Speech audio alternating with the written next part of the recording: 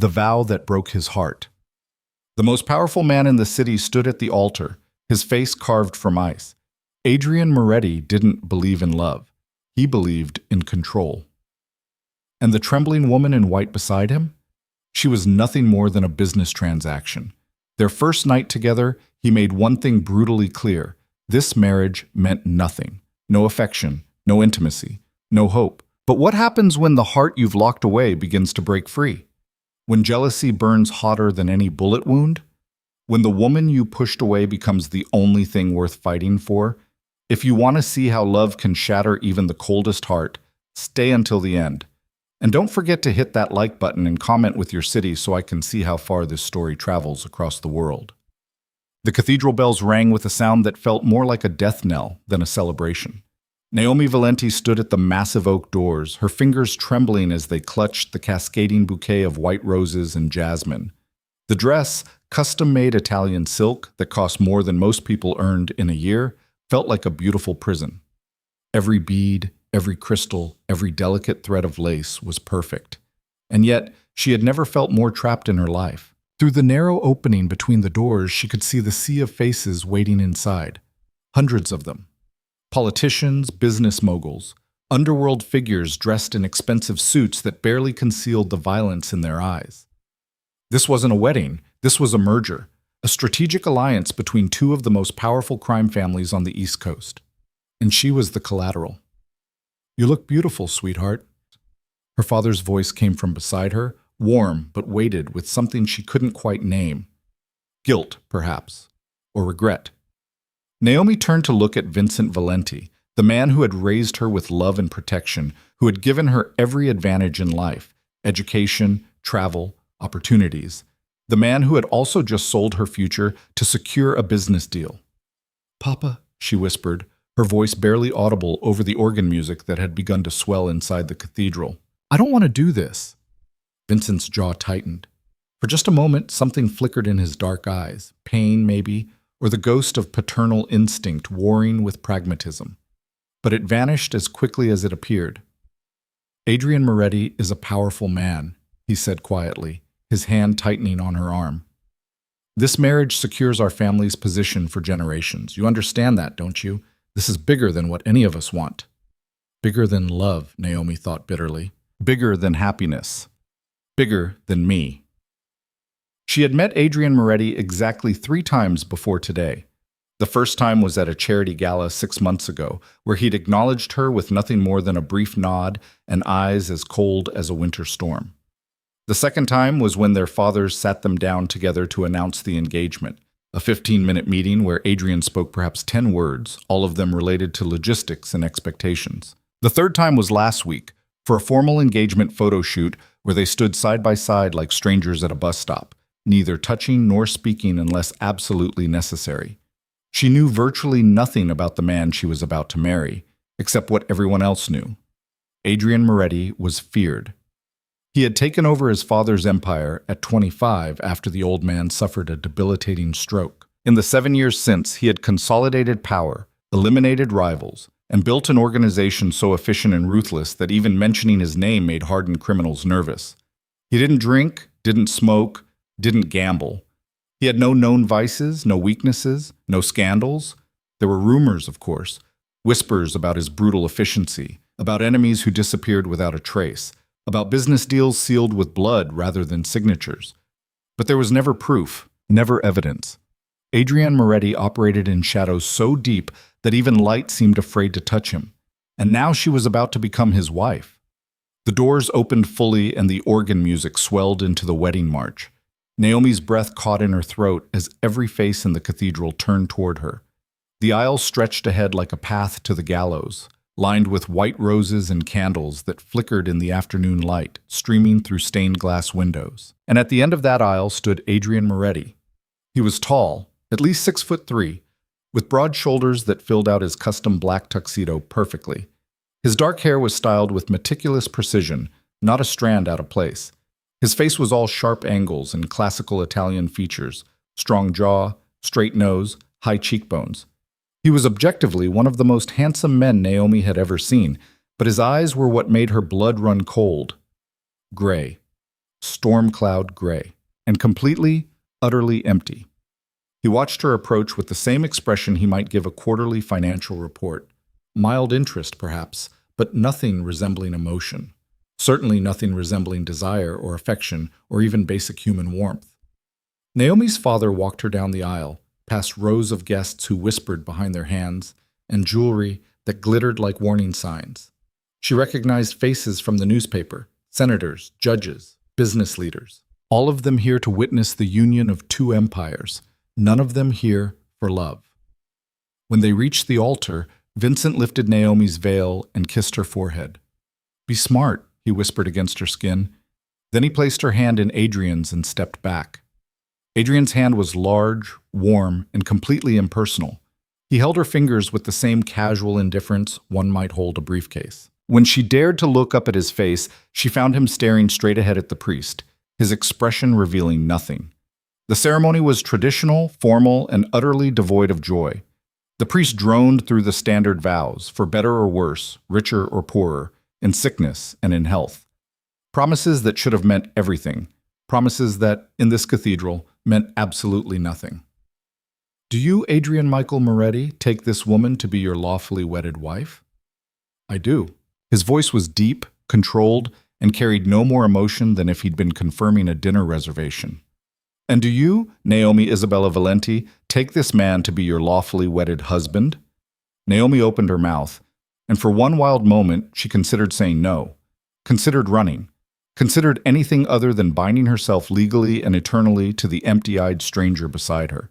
But she felt the weight of hundreds of gazes on her back, felt the suffocating pressure of family obligation and strategic necessity, felt the absolute impossibility of escape. "I do," she whispered. The priest smiled, oblivious to the tragedy he was witnessing. "Then by the power vested in me, I now pronounce you husband and wife. You may kiss the bride." Adrian turned to face her fully for the first time since she'd reached the altar. His gray eyes met hers, and for just a fraction of a second, she thought she saw something flicker in their depths. But before she could identify it, his hand came up to cup her jaw, businesslike, efficient, and he leaned down to press his lips to hers. The kiss lasted exactly 3 seconds. His lips were warm but completely unmoving. There was no passion, no tenderness, not even the pretense of affection. It was a contractual obligation being fulfilled, nothing more. When he pulled back, Naomi felt something inside her chest crack. Not her heart breaking, not yet, but the first hairline fracture in whatever foolish hope she'd been carrying that maybe, somehow, this could become real. The guests erupted in applause that echoed off the cathedral's vaulted ceiling. Adrian took Naomi's hand and turned to face the crowd, his expression proud and victorious. But his hand on hers felt like a shackle. They walked back down the aisle together as husband and wife, past smiling faces and raised champagne glasses. Outside, a fleet of black luxury cars waited to take them to the reception at the Moretti estate. Photographers jostled for position, their cameras flashing like lightning strikes. Adrian guided Naomi into the back of the lead car, a Rolls-Royce with bulletproof windows and privacy glass. The door closed with a heavy thunk, sealing them in silence. For several long moments, neither of them spoke. Naomi sat stiffly in her wedding dress, hyper-aware of every inch of space between them. Adrian pulled out his phone and began typing, his fingers moving with practiced efficiency across the screen. "The reception will last approximately 4 hours," he said without looking up. "We'll stay for the first dance and the toasts. After that, we can leave whenever you'd like. I have a conference call scheduled for 8. Naomi stared at him, incredulous. "You have a conference call scheduled on our wedding night?" "It's with our Tokyo office. The timing is unavoidable." "Right," she said flatly. "Of course." Adrian finally looked up from his phone, his gray eyes assessing her with clinical detachment. "I assume you understand the parameters of this arrangement." "Arrangement?" Naomi repeated, the word tasting bitter on her tongue. "Is that what we're calling a marriage?" "Let's be clear about what this is," Adrian said, his tone matter-of-fact. "This union serves a specific purpose.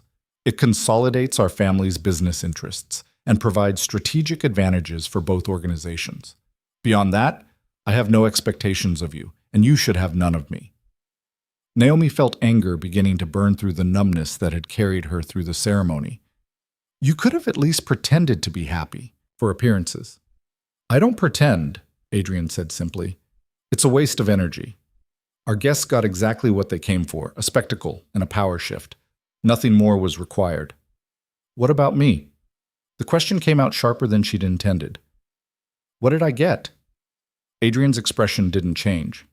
Security, protection, a position of significant social influence. The Moretti name carries considerable weight. How romantic. Romance, Adrian said, turning back to his phone, is a neurological illusion designed by evolution to facilitate reproduction. It has no place in a strategic partnership. Naomi felt something hot and sharp lodge in her throat. She turned to look out the window, watching the city blur past through tears she absolutely refused to let fall. Not here. Not in front of him. The Moretti estate was a sprawling compound in the countryside, surrounded by high walls and security that would make a military base jealous. The main house was a modern architectural marvel, all glass and steel and clean lines, perched on a hillside with views that stretched for miles. The reception was held in the estate's grand ballroom, a space that could have held 200 people comfortably, but felt intimate with only half that number. Crystal chandeliers cast warm light over tables draped in white silk and centerpieces of roses and orchids. A live orchestra played soft jazz from a raised platform. It was objectively stunning, the kind of wedding reception people dreamed about, and Naomi had never felt more alone in her life. The first dance was a choreographed performance. Adrian led her onto the floor with the same mechanical precision he seemed to apply to everything. His hand rested on her waist with no more pressure than absolutely necessary. They moved through a basic waltz while hundreds of eyes watched and cameras flashed. Smile, Adrian murmured, his lips barely moving. People are watching. Naomi fixed a bright smile on her face, the kind she'd perfected at countless social functions. Is this acceptable? Or should I look more adoringly at you? This is fine, Adrian said. Believable but not excessive. When the song finally ended, Naomi felt relief flood through her. But it was short-lived. The evening stretched ahead with agonizing slowness. Speeches from family members praising the union, toasts celebrating their future, dances with relatives and business associates who all wanted a piece of the new Mrs. Moretti. Through it all, Adrian remained at her side, playing his role with flawless precision. He touched her when it was expected, smiled at the appropriate moments, made small talk with guests with practiced charm. To everyone watching, they looked like a perfect couple. But Naomi could feel the wall between them, invisible but absolute. Whenever the performance didn't require it, Adrian retreated into that cold distance, his eyes flickering to his watch, his attention clearly elsewhere. At 7:45, he leaned close to her ear. I need to take that call. You can stay if you'd like or come with me. Either way is acceptable. I'll come, Naomi said, desperate for any excuse to leave the suffocating crowd. They made their exit with appropriate fanfare. More photos, more congratulations, more lies about happiness and futures. Then Adrian guided her to the car, and they drove in silence back to what was now, apparently, her home. The master suite was on the third floor of the main house, a sprawling space with floor-to-ceiling windows overlooking the grounds. There was a sitting room, a massive bedroom with a California king bed, 2 walk-in closets the size of studio apartments, and a bathroom that looked like it belonged in a luxury spa. Your things have been moved into the right closet, Adrian said, already pulling off his jacket and loosening his tie. The bathroom is shared, but I typically use it between 5:30 and 6 in the morning, so we shouldn't have scheduling conflicts. Is there anything you need before I take this call? Naomi stared at him, this stranger who was now her husband, and felt something inside her finally break. Not dramatically, not with tears or shouting, just a quiet, devastating crack. No, she said softly. I don't need anything. Good. Adrian moved to the bedroom's sitting area, where a laptop was already set up on a desk. He sat down, adjusted the screen, and within seconds was deep in conversation with people on the other side of the world, discussing market trends and expansion strategies in flawless Japanese. Naomi stood in the middle of the massive bedroom in her wedding dress, completely invisible to the man who had just vowed to spend his life with her. She moved mechanically to the closet, finding her clothes carefully organized alongside designer pieces she'd never seen before. apparently part of her new wardrobe. She changed out of the wedding dress, hanging it carefully on a special hanger, then pulled on comfortable pajamas. When she emerged, Adrian was still on his call. She could see him through the open doorway, his face illuminated by the laptop screen, completely absorbed in his work. The bed was enormous, but Naomi chose to curl up on the far right side, as close to the edge as possible. She pulled the covers up to her chin and stared out the windows at the darkness beyond. This was her life now, this beautiful, empty prison. She must have fallen asleep eventually because she woke to the sound of Adrian moving around the room. The clock on the nightstand read 1:47 a.m. She kept her eyes closed, her breathing steady, pretending to sleep. She heard him in the bathroom, water running, the electric toothbrush, the medicine cabinet opening and closing. Then his footsteps approached the bed. The mattress dipped slightly as he got in on the far left side, maintaining the maximum possible distance between them. For several long minutes, there was only silence. Then, so quietly she almost missed it, Adrian spoke into the darkness. "I'm sorry." Naomi's eyes flew open, but she didn't move, didn't respond. She wasn't even sure she'd heard correctly. "I'm sorry," he said again, still quiet but clearer this time. "I know this isn't what you wanted. It isn't what anyone should want, but it's what we have. And I promise you, I will never hurt you. I will never be unfaithful. I will protect you and provide for you. Those things at least I can guarantee." Naomi lay perfectly still, her heart pounding. She wanted to turn over, to look at him, to ask him what he meant. But something in his voice, a fragility she hadn't heard before, made her stay silent. After another moment, she heard him settle into his pillow. His breathing gradually slowed and deepened, and Naomi lay awake in the darkness, married to a stranger who apologized to her sleeping form but couldn't look her in the eye when she was conscious, and wondered how she was going to survive this. The next morning, she woke to an empty bed. The clock read 9:15 a.m. On the nightstand beside her was a note written in precise, angular handwriting. "Had to leave early for a meeting. Maria will prepare whatever you'd like for breakfast. Make yourself at home. The estate is yours to explore." Naomi held the note, reading it 3 times, searching for any hint of warmth or personality. But it was as impersonal as everything else about him. She spent that first day exploring her new home, guided by Maria, the head housekeeper, a kind woman in her 50s who'd worked for the Moretti family for over 20 years.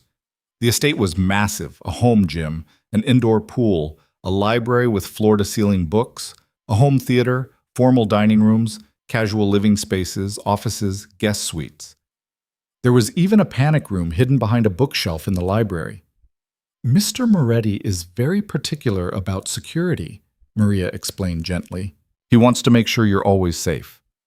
"Where's Mr. Moretti?" Naomi asked. "At the office, most likely. He keeps long hours. Sometimes he doesn't return until very late." That became the pattern. Naomi would wake to an empty bed and a polite note. She'd spend her days reading in the library, swimming in the pool, or staring out windows at the manicured grounds.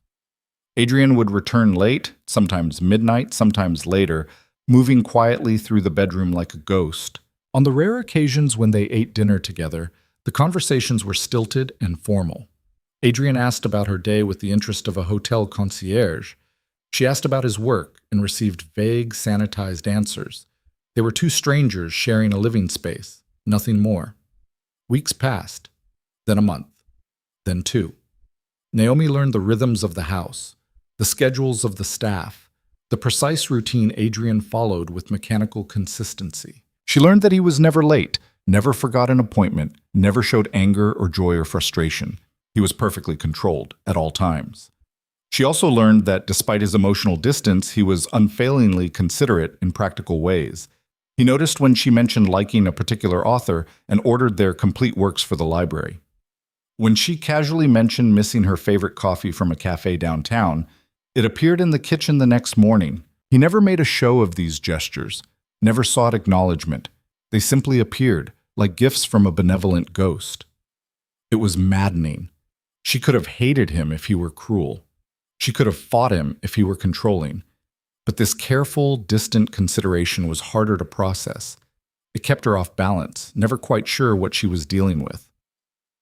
3 months into the marriage, Naomi decided she needed to reclaim some part of herself. She began having lunch with friends from before the wedding. women who'd known her when she was still just Naomi Valenti, not Mrs. Adrian Moretti. She joined a book club, started taking art classes at a community center. Adrian never objected. In fact, he encouraged it. "It's important that you maintain your own interests," he said one evening over dinner, his tone perfectly reasonable. "This doesn't have to consume your entire identity." "How generous of you," Naomi said, unable to keep the bitterness entirely out of her voice. Adrian's eyes flickered toward her, something unreadable passing through them. But he simply returned to his meal without comment. 4 months in, Naomi realized she couldn't remember the last time they'd touched beyond the obligatory hand-holding at the occasional business function they attended together. Their life had settled into a strange kind of platonic coexistence, polite, considerate, and completely devoid of intimacy. She tried not to think about it, tried not to acknowledge the loneliness that had become her constant companion. But late at night, lying in that enormous bed with Adrian on the far side, she sometimes felt so utterly alone it hurt to breathe. Then came the night that changed everything. It started with a headache. Naomi woke up around 3 a.m. with pressure building behind her eyes, her skin feeling too hot and too cold at the same time. She got up carefully, not wanting to wake Adrian, and made her way to the bathroom. The room spun. She gripped the counter trying to steady herself, but her legs felt like water. The last thing she remembered was the bathroom floor coming up to meet her and a voice, Adrian's voice, calling her name with an emotion she'd never heard from him before. Fear. When she woke again, there was cool pressure on her forehead and a hand holding hers. She blinked her eyes open slowly, her vision blurry and confused. Adrian was sitting on the edge of the bed, his hair disheveled, his shirt partially unbuttoned, his eyes fixed on her face with an intensity that took her breath away. "Naomi," he said, and his voice cracked slightly on her name. "Can you hear me?" "What happened?" she whispered, her throat dry and painful. "You collapsed. You have a fever, 103 degrees. The doctor is on his way, but I've been trying to bring it down." His hand tightened on hers. "How do you feel?" "Like I was hit by a truck," she admitted. Something that might have been a smile flickered across his face. "That's fairly accurate." The doctor arrived 20 minutes later, a discreet family physician who examined Naomi thoroughly and determined she had a severe case of the flu complicated by dehydration. "Bed rest, fluids, and these medications," the doctor said, handing Adrian several prescriptions.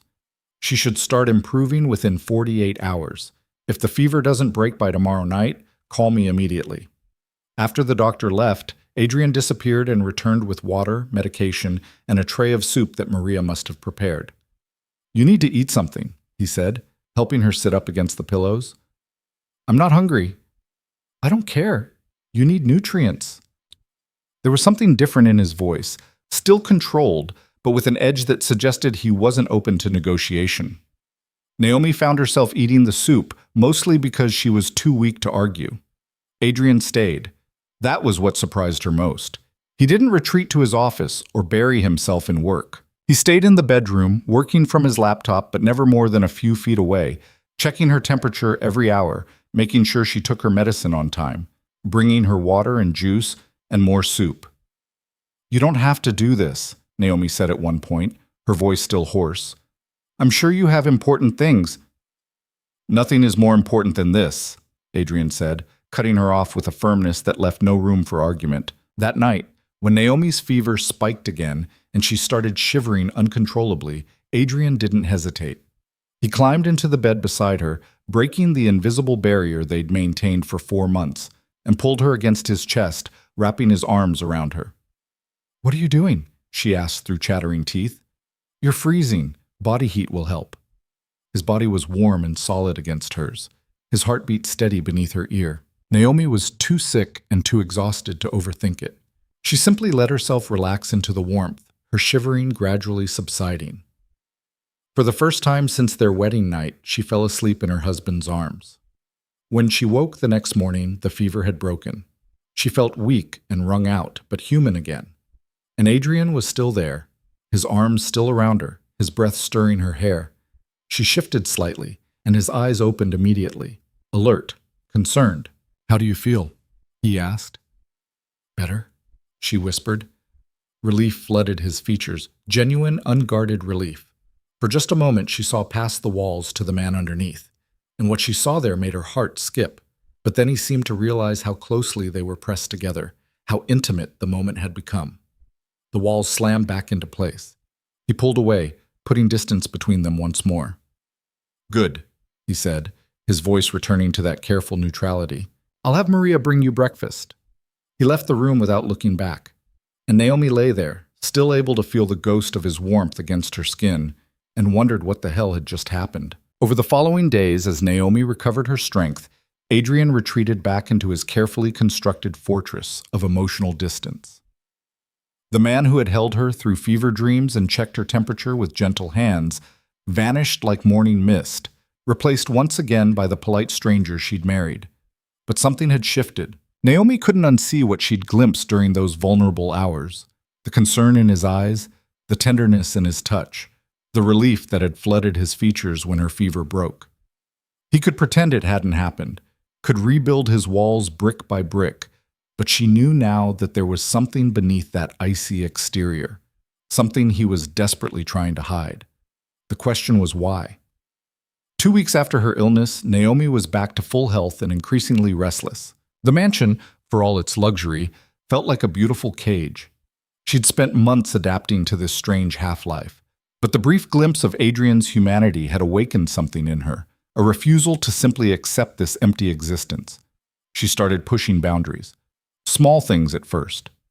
Instead of eating breakfast alone, she began timing her mornings to coincide with Adrian's rigid schedule. The first time she walked into the dining room at 6:15 a.m., already dressed and alert, he looked up from his newspaper with genuine surprise.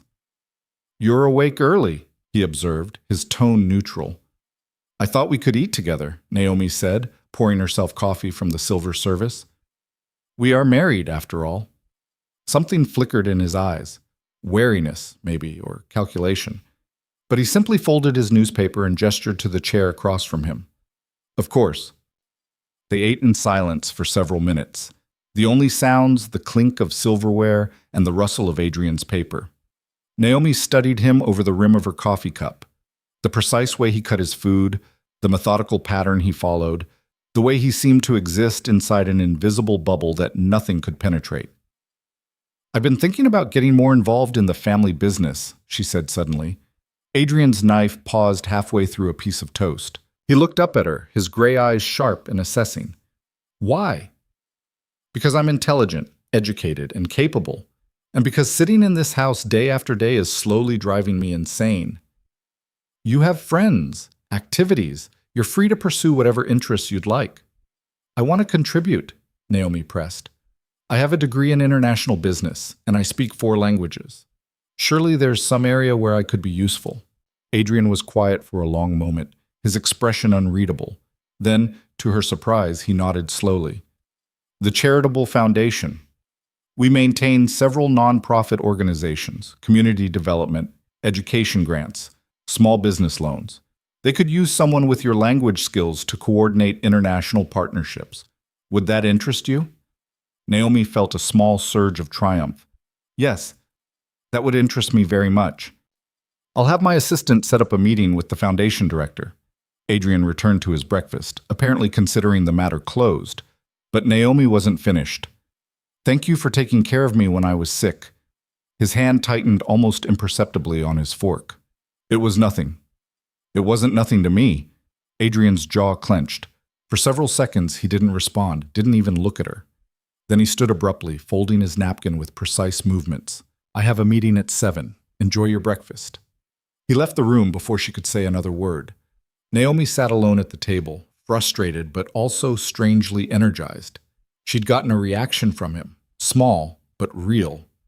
The ice wasn't impenetrable after all. It just required the right kind of pressure. True to his word, Adrian arranged for her to meet with Marcus Chen, the director of the Moretti Family Foundation. Marcus was a sharp-eyed man in his 40s with an easy smile and genuine passion for the foundation's work.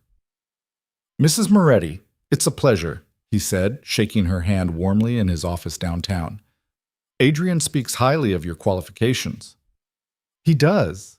Naomi couldn't hide her surprise. Marcus smiled knowingly. "He does. In fact, he specifically mentioned that we'd be foolish not to utilize your expertise." He's right. Our international partnerships have been struggling because of language and cultural barriers. Having someone who can navigate those complexities would be invaluable. Over the next 2 hours, Marcus walked Naomi through the Foundation's operations, the community centers they funded, the scholarship programs, the microloans helping immigrants start businesses. It was impressive work, genuinely meaningful, and Naomi felt herself becoming genuinely excited for the first time in months. "When can I start?" she asked. "How about Monday?" Naomi dove into the work with enthusiasm that surprised even herself. She coordinated with partners in Mexico City, Seoul, and Lagos. She reviewed grant applications and helped develop new program criteria. She visited community centers and met the people whose lives the foundation was actually changing. It was purposeful. It was challenging. It made her feel like herself again. Adrian never mentioned her work directly, but she noticed small changes. He started asking vague questions over dinner. "How was your day?" That seemed almost genuine. When she mentioned a particularly difficult negotiation with a partner organization in Barcelona, he offered advice that was actually helpful. Once, she came home late from a site visit to find him still awake, reading in the sitting room. "You didn't have to wait up," she said, surprised. "I wasn't waiting up," he said, but his eyes betrayed him, flicking to her face with something that looked almost like relief before he buried himself back in his book.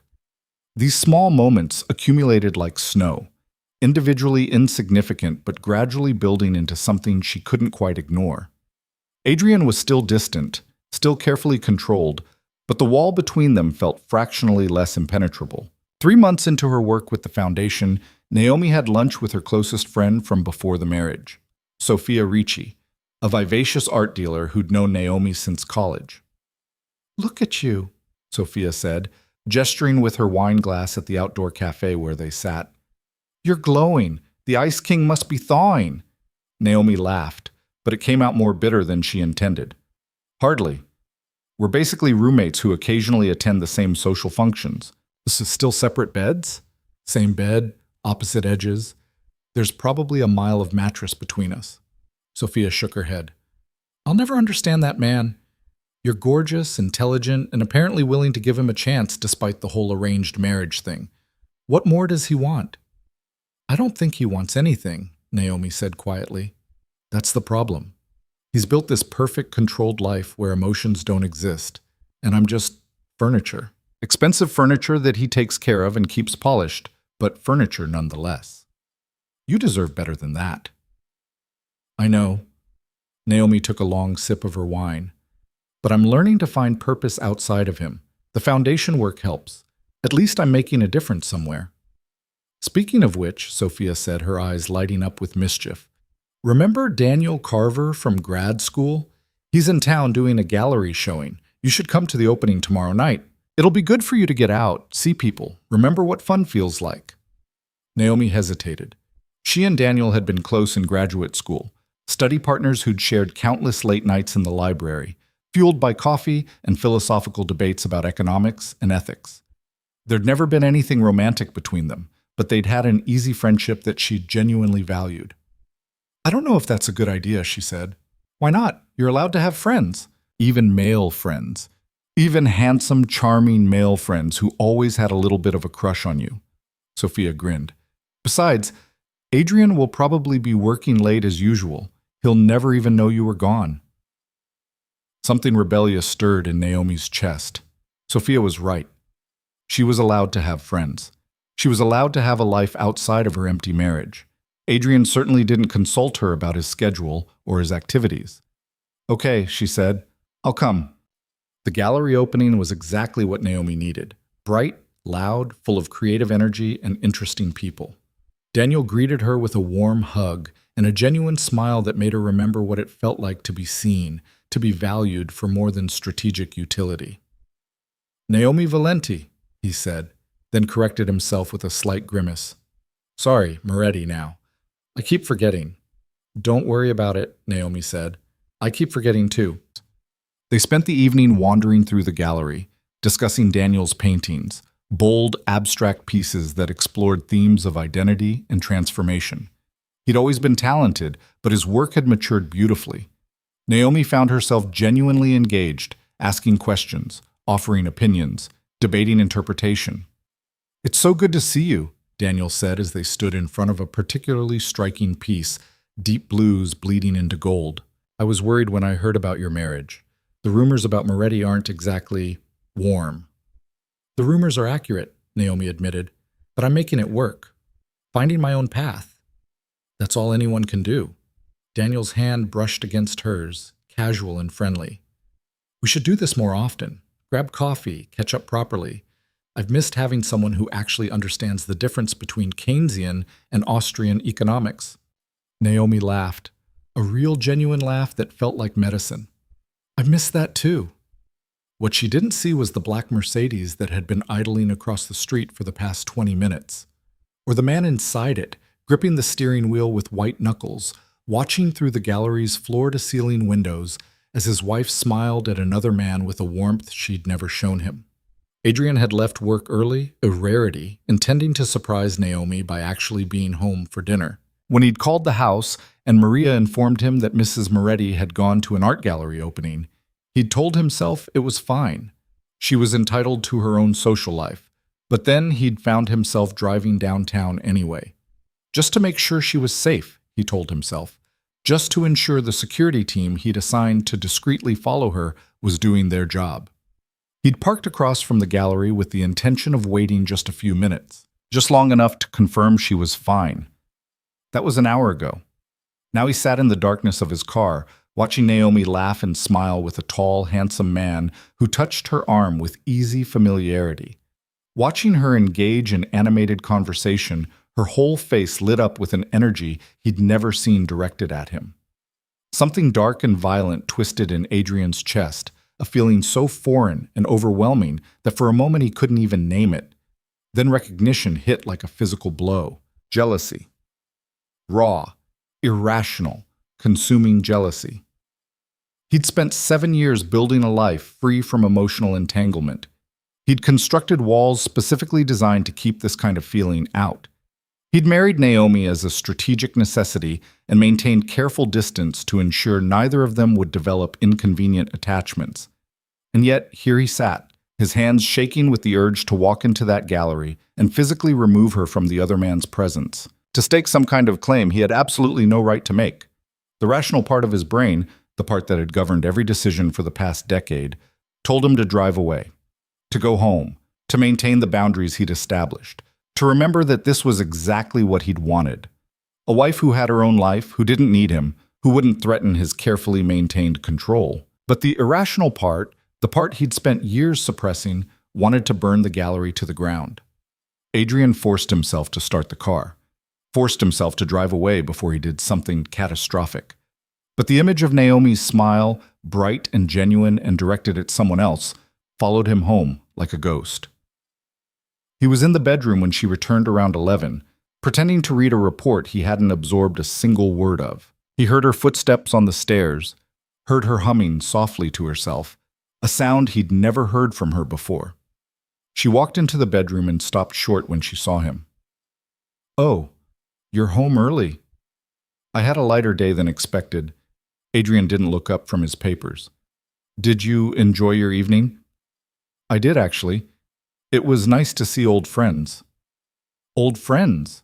Adrian's jaw tightened. "Anyone I know?" "Just Sophia and some people from graduate school.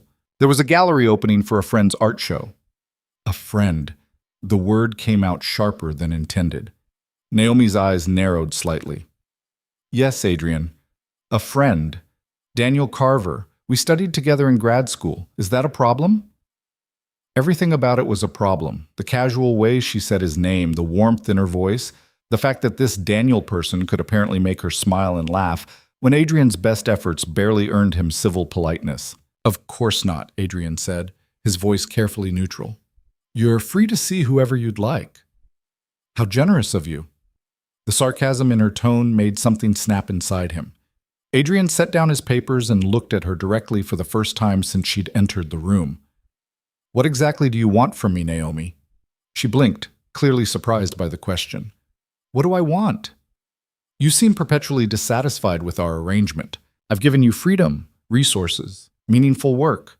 I don't control your schedule or question your activities. What more do you expect?"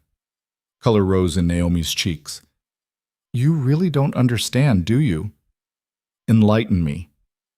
I want a husband, Adrian, not a landlord or a benefactor or a distant business partner. I want someone who actually cares whether I come home at night, someone who asks about my day and means it, someone who sees me as more than a strategic asset. I do care, Adrian said, the words escaping before he could stop them. Really? Naomi laughed, but there was no humor in it. You have a strange way of showing it. You barely look at me. You haven't touched me in months except when absolutely necessary for appearances. We sleep in the same bed, and you act like I'm contagious. That's not...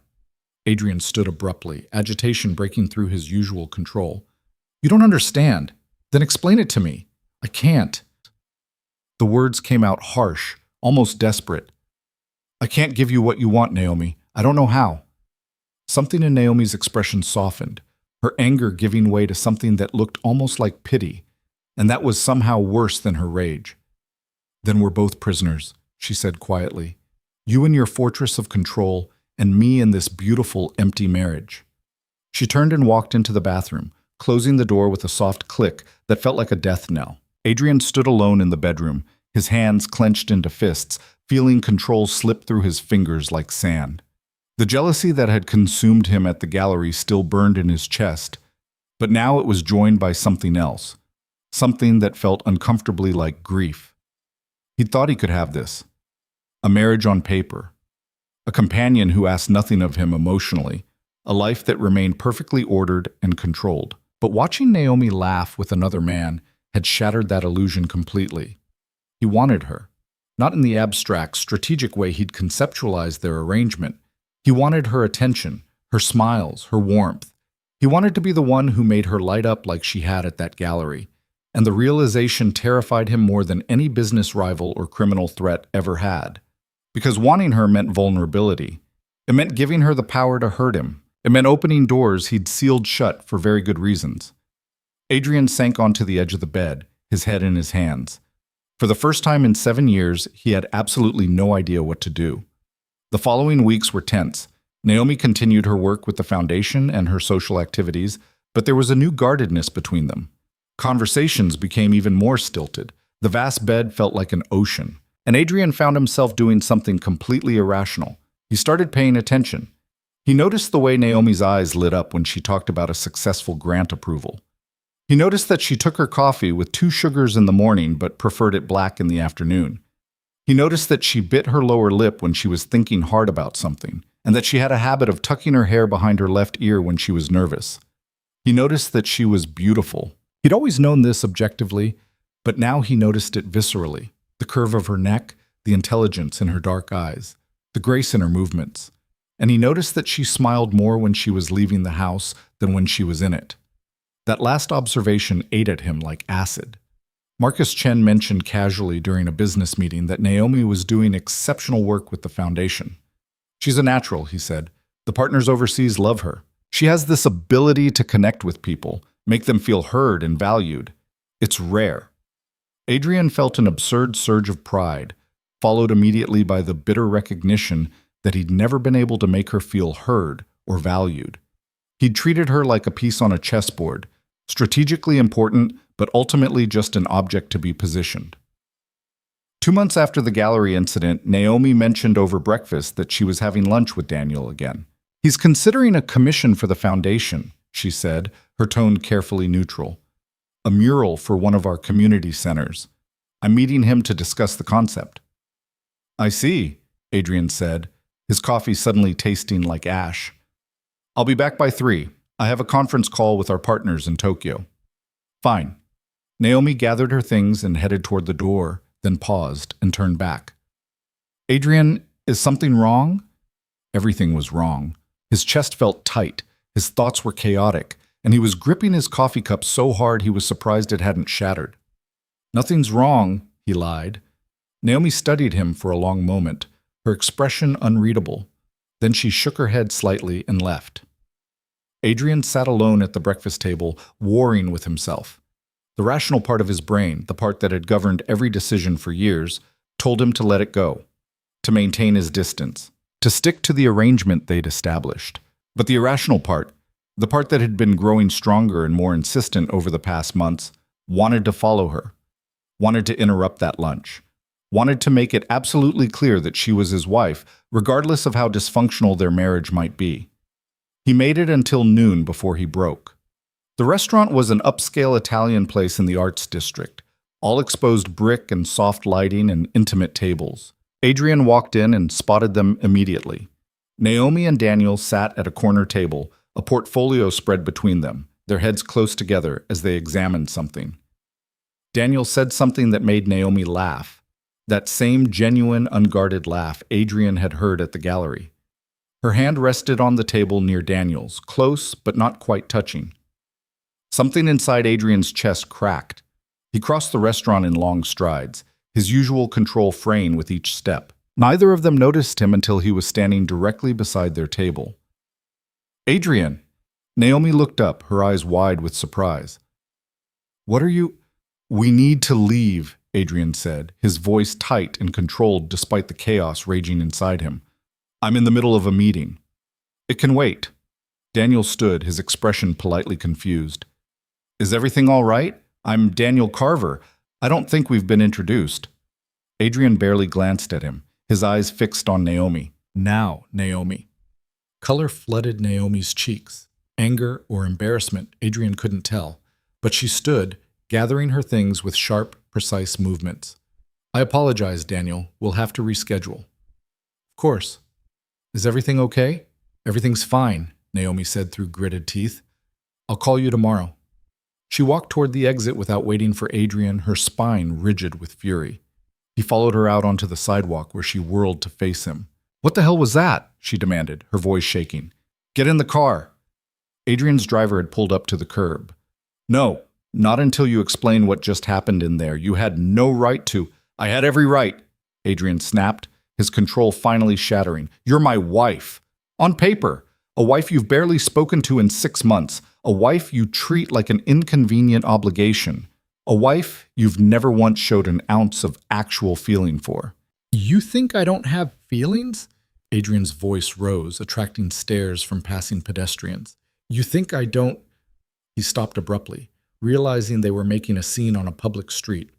"Get in the car," he said again, his voice dropping to something dangerous and barely controlled. "Please." Something in his tone must have convinced her. Naomi got into the car, and Adrian followed, pulling the door shut behind them. The privacy screen was already up, sealing them in silence as the car pulled into traffic. For several long minutes, neither of them spoke. Naomi stared out the window, her jaw tight. Adrian stared at his hands, trying to organize the chaos in his head into something coherent. "I can't do this anymore," he said finally. Naomi turned to look at him, her eyes wary. "Can't do what?" "Pretend I don't care." The words came out raw, stripped of the careful control he usually maintained. "Pretend it doesn't matter when you smile at him the way you never smile at me. Pretend I can watch you laugh with another man and feel nothing." "Adrian, I know I have no right." He forced himself to meet her eyes. "I set the terms of this marriage. I established the boundaries. I made it very clear that emotion had no place in our arrangement. But watching you with him today, I realized I can't maintain those boundaries anymore. I don't want to." Naomi's expression was guarded, protective. "What exactly are you saying?" "I'm saying I'm jealous." The admission felt like ripping open his chest.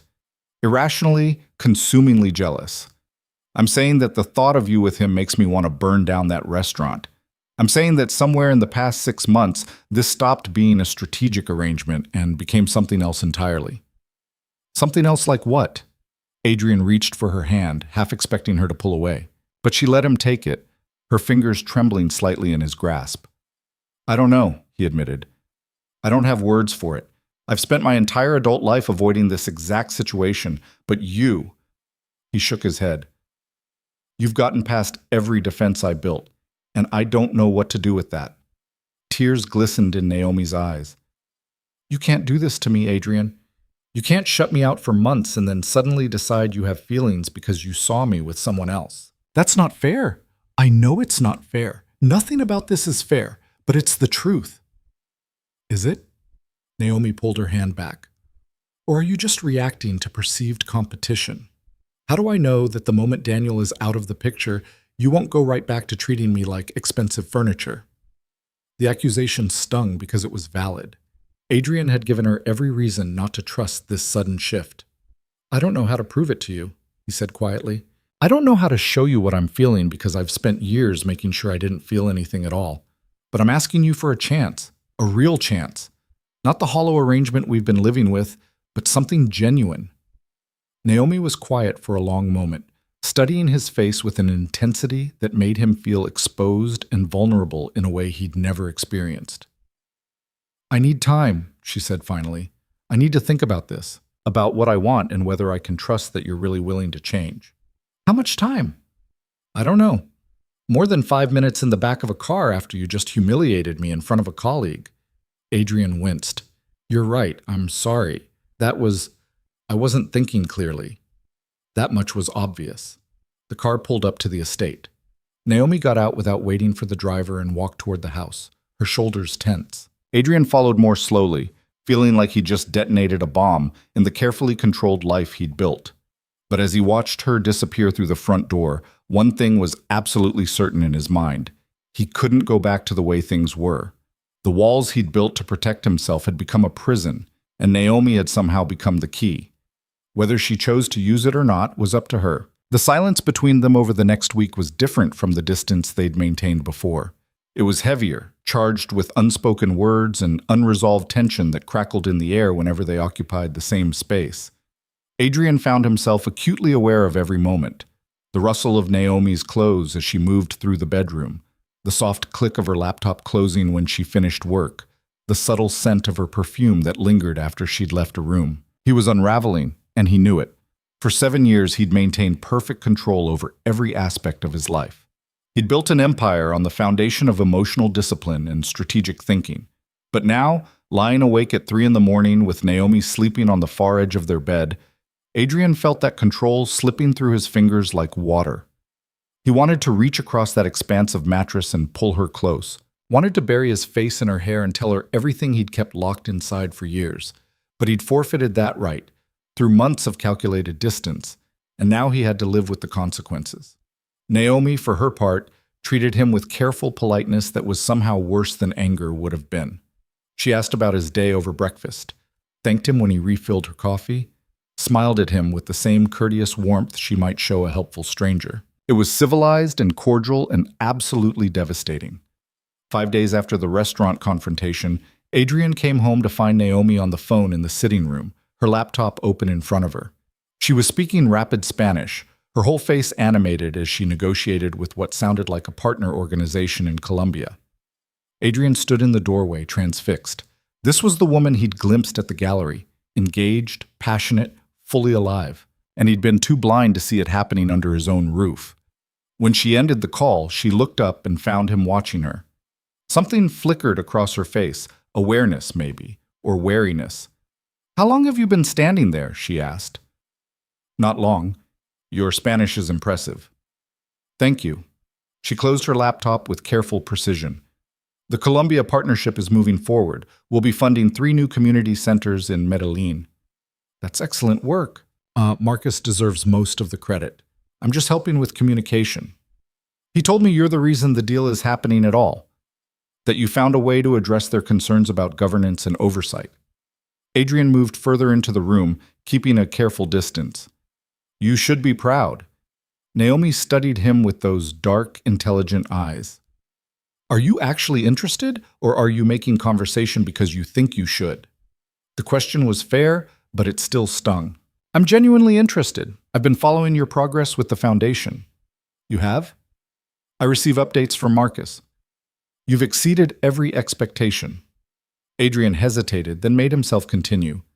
You're exceptionally good at what you do, Naomi. You have a gift for making people feel heard and valued. It's something I've never been able to master. Something softened in Naomi's expression, but she didn't let her guard down completely. Thank you. That means something, coming from you. Does it? Yes. Despite everything, I know you don't give false praise. If you say something, you mean it. Adrian felt a spark of hope at those words. It wasn't forgiveness, but it was acknowledgement. It was something. I'm trying, he said quietly.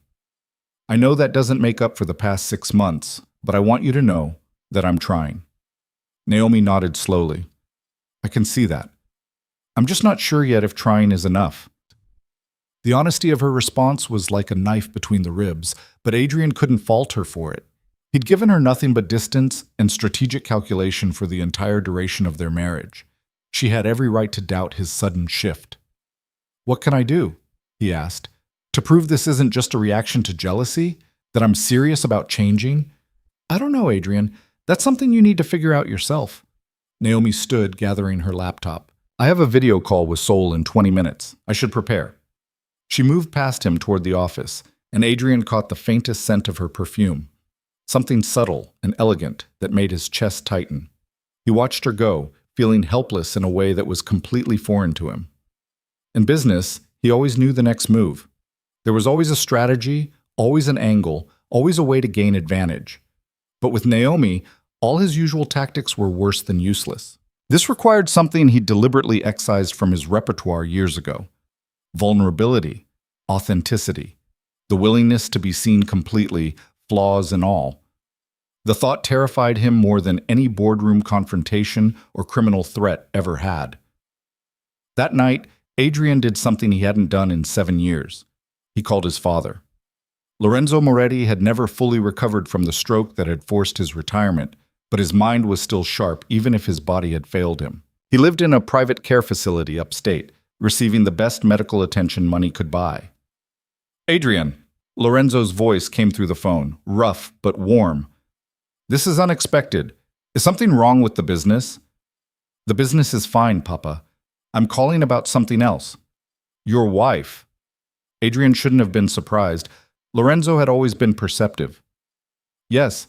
How did you know? Because in 32 years, you've never called me about anything except business. If you're reaching out for personal advice, it must be serious. Lorenzo paused. Tell me what's happening. And Adrian found himself doing something else he rarely did. He told the truth. The whole truth.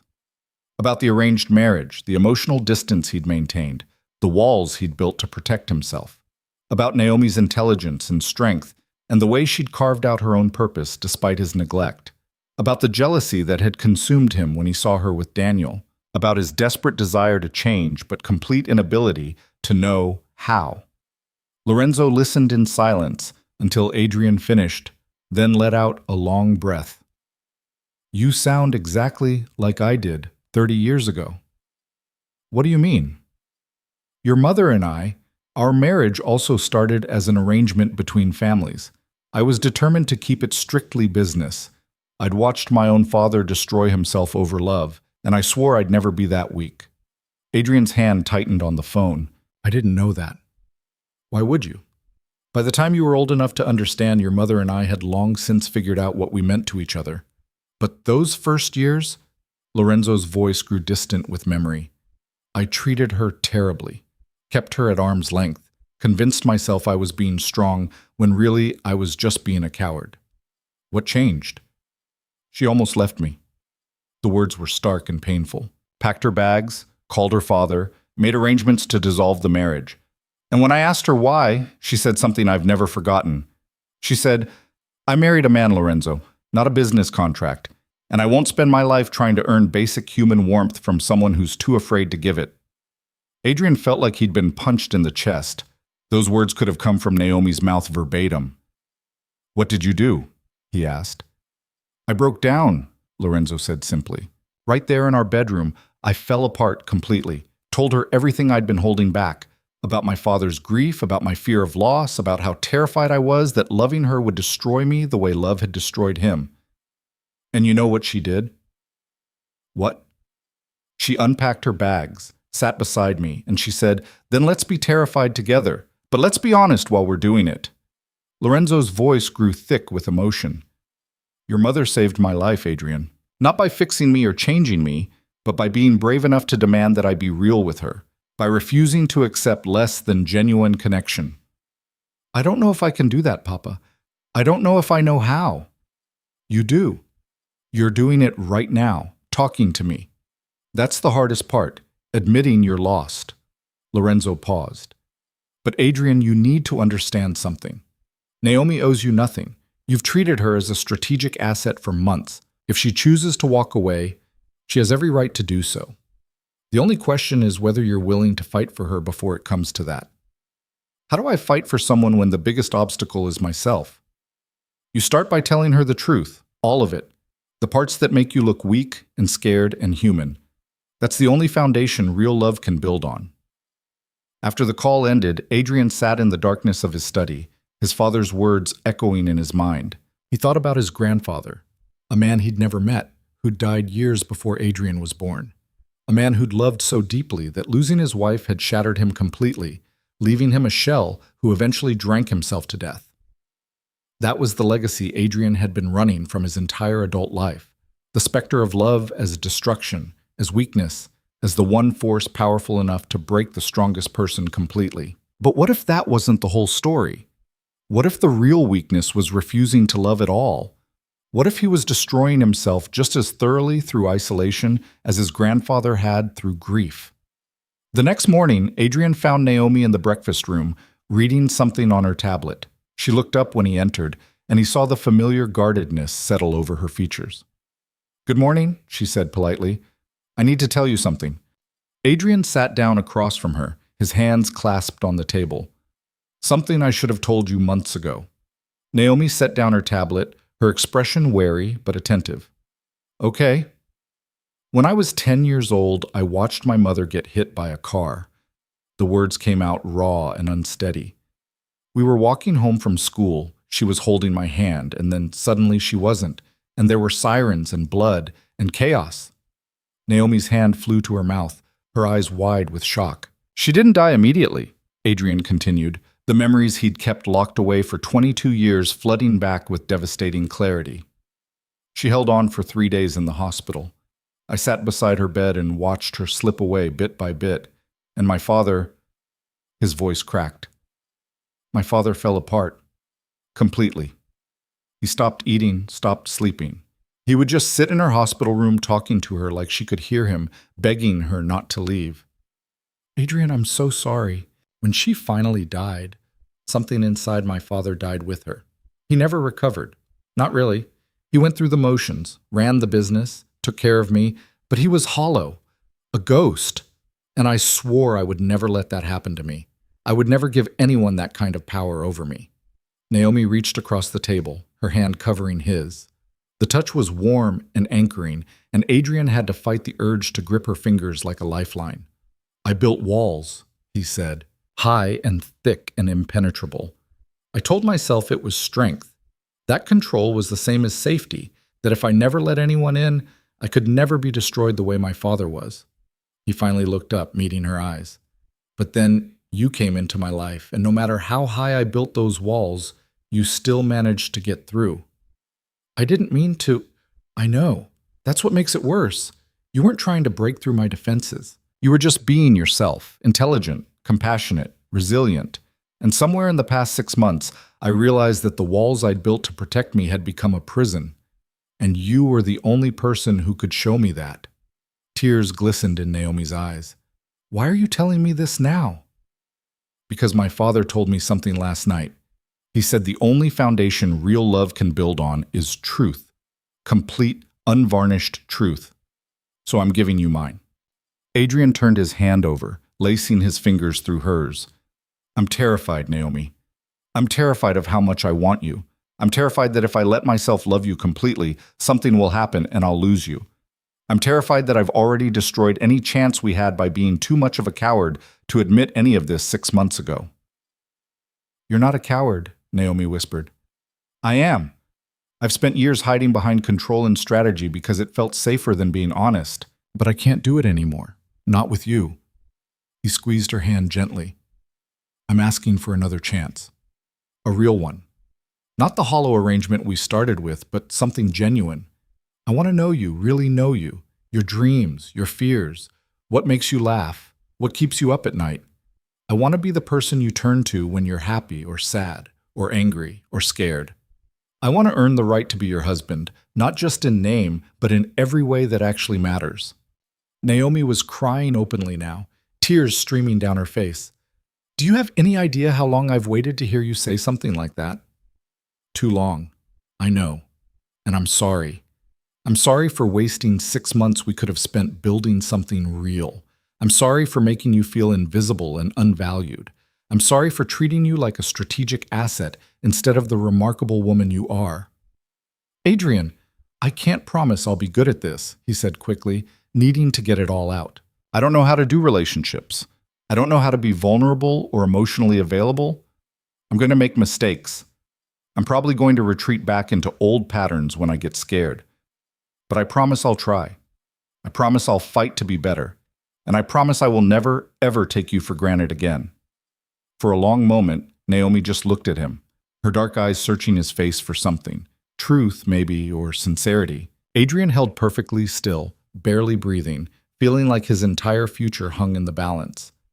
Then Naomi stood up, walked around the table, and cupped his face in her hands. "You're an idiot," she said, but there was no heat in it, only a kind of exasperated affection. "You could have told me this months ago. We could have been working through this together instead of suffering separately. I know, I'm sorry. Stop apologizing and kiss me." Adrian's brain short-circuited. "What? You heard me. You've spent 6 months keeping me at arm's length. If you're serious about changing, prove it. Kiss me like you mean it." Adrian stood slowly, his heart hammering in his chest. Naomi was so close he could feel her breath on his skin, could see the gold flecks in her dark eyes, could count her eyelashes if he wanted to. She was giving him permission. More than permission, she was demanding that he tear down the last of his walls right here, right now. He cupped her face in his hands, marveling at the softness of her skin, the way she leaned into his touch instead of pulling away. Then he lowered his head and kissed her. It was nothing like their wedding kiss, that brief performative brush of lips that had meant nothing. This was real. This was heat and hunger and 6 months of denied desire crashing through every barrier he'd erected. Naomi's hand slid into his hair, pulling him closer, and Adrian wrapped his arms around her waist, lifting her slightly off the ground as he deepened the kiss. When they finally broke apart, both breathing hard, Naomi's eyes were bright and her lips were swollen, and she'd never looked more beautiful. "Okay," she said, her voice shaky. That was a good start. Adrian laughed, actually laughed, for what felt like the first time in years. "Just a start? You have 6 months of emotional distance to make up for. One kiss doesn't fix everything. Then I'll just have to keep trying." He kissed her again, softer this time, reverent, every day, for as long as it takes. "Adrian," Naomi said against his lips, "I need you to understand something. I'm giving you this chance, but I won't go back to how things were. If you retreat behind those walls again, if you shut me out, I won't," he promised. "I can't. Not anymore. You say that now, but old patterns are hard to break. Then help me break them. Call me out when I'm being distant. Push back when I retreat. Don't let me hide." Adrian rested his forehead against hers. "I need you to be patient with me while I figure this out, but I also need you to hold me accountable. Can you do that?" Naomi smiled, and it was like the sun breaking through clouds. "I think I can manage that." They spent the rest of the morning talking, really talking, for the first time since they'd met. Adrian told her about his childhood, about the trauma of watching his mother die and his father crumble. Naomi told him about her own fears coming into the marriage, about feeling invisible and unwanted, about the work she'd done to build her own identity and purpose despite his emotional absence. It was painful and honest and absolutely necessary. "I saw you," Adrian admitted, "at the gallery with Daniel. I was in the car across the street, watching you laugh with him, and I'd never hated myself more than I did in that moment." Naomi's eyes widened. "You were there?" "I told myself I was just checking to make sure security was doing their job, but really, I couldn't stand the thought of you being somewhere without me knowing where." He grimaced. "I know how that sounds. Controlling and slightly stalkerish? Yes, both of those things." "At least you're self-aware." Naomi shook her head, but there was amusement in her eyes. "Daniel is just a friend, you know. There was never anything romantic between us." "I know. Rationally, I knew that, but rational thought wasn't exactly governing my decisions at the time." "Good. Because I'd hate to think you're only interested in me because of perceived competition. I'm not, Adrian said firmly. The jealousy just forced me to acknowledge what I'd been denying for months. That I care about you, that I want you in my life as more than a strategic partner, that somewhere along the way, you became important to me in ways I wasn't prepared for. How important? Naomi asked softly. Adrian took a breath, making himself say the words he'd spent years running from. Important enough that the thought of losing you feels like losing air. Important enough that I'd rather face every fear I have than go back to living in that emotional wasteland. Important enough that I think... He stopped, swallowed hard. I think I'm falling in love with you. Naomi's breath caught. You think? I don't have anything to compare it to. I've never let myself feel this way before. But if love is being terrified and exhilarated at the same time, if it's wanting someone's happiness more than your own control, if it's feeling like you'd burn down the world to see them smile, then yes, I'm falling in love with you. Fresh tears spilled down Naomi's cheeks, but she was smiling. That's the most beautiful and terrifying definition of love I've ever heard. It's how you make me feel, beautiful and terrifying in equal measure. Naomi kissed him again, and Adrian felt something fundamental shift inside him, a wall crumbling, a door opening, a light flooding into spaces that had been dark for far too long. The next few weeks were a revelation. Adrian threw himself into learning how to be a real husband with the same intensity he'd once applied to building his empire. He came home for dinner every night, even if it meant cutting meetings short. He asked Naomi about her day and actually listened to the answers, engaging with the details instead of just nodding politely. He learned that she loved old movies but hated horror films, that she took baths when she was stressed, that she had a terrible sweet tooth she tried to hide. In return, Naomi began opening up in ways she never had before. She told him about her dreams of expanding the Foundation's reach into South America, about her complicated relationship with her father, about the loneliness of the first months of their marriage. She showed him her vulnerable places, and Adrian treated them with the reverence they deserved. They went on actual dates, dinners at quiet restaurants, walks through the city, a weekend trip to the coast where they talked for hours on the beach. Adrian discovered that he liked making Naomi laugh, liked the way her eyes crinkled at the corners when she was genuinely amused. He liked learning her tells, the way she bit her lip when she was thinking, how she tucked her hair behind her ear when nervous. And slowly, carefully, they began rebuilding their marriage from the ground up. But Adrian's confession had been true. Old patterns were hard to break. There were moments when he felt the urge to retreat, when vulnerability felt too overwhelming and he wanted to hide behind his walls. During a particularly difficult business negotiation, he came home tense and withdrawn, giving Naomi one-word answers and avoiding eye contact. She called him on it immediately. Adrian, what's happening right now? Nothing, I'm just tired. No. Naomi set down her book and looked at him directly. You're doing that thing where you retreat because you're stressed. We talked about this. You promised you wouldn't shut me out. Adrian felt irritation flare, the familiar defensive response to being challenged. I'm allowed to have a bad day without it being a crisis. Of course you are, but there's a difference between having a bad day and using distance as a coping mechanism. Talk to me. What's going on? For a moment, Adrian considered brushing her off, insisting everything was fine. It would be so much easier than admitting weakness. But he'd made a promise. The merger talks with the Castellano family are falling apart, he said finally. They're backing out of terms we agreed on months ago. It's going to cost us millions and potentially destabilize our position in the Northeastern Territories. I'm sorry, that sounds incredibly stressful. It is, and my first instinct is to lock myself in my study and work until I find a solution, alone, the way I've always done. But you don't have to do that anymore, Naomi said gently. You have me. Maybe I can help, or maybe you just need to vent and I can listen. Either way, you don't have to carry everything by yourself. Adrian felt something tight in his chest loosen slightly. I'm not used to this, to having a partner who actually wants to share the burden. I know, but you're learning. We both are. Naomi patted the couch beside her. Now come here and tell me everything. Maybe a fresh perspective will help. Adrian sat beside her, and she immediately curled into his side, her warmth grounding him. And for the next hour, He talked through the complex web of negotiations and power dynamics, while Naomi listened and asked insightful questions and offered suggestions that revealed just how sharp her strategic mind actually was. By the time they went to bed, Adrian had a new approach to the merger, one he never would have considered without Naomi's input. But more than that, he felt lighter. The burden he'd been carrying alone felt more manageable when shared. "Thank you," he said as they lay in the darkness, Naomi's head on his chest. "For what?" "For not letting me retreat. For pushing me to be better." "That's what partners do," Naomi murmured sleepily. "They push each other toward growth instead of letting each other stagnate." Adrian pressed a kiss to her hair, marveling at how natural this felt now. The intimacy, the closeness, the quiet companionship. How had he convinced himself he could live without this? 3 months after their breakthrough, the Moretti family hosted a major charity gala, one of the biggest social events of the season.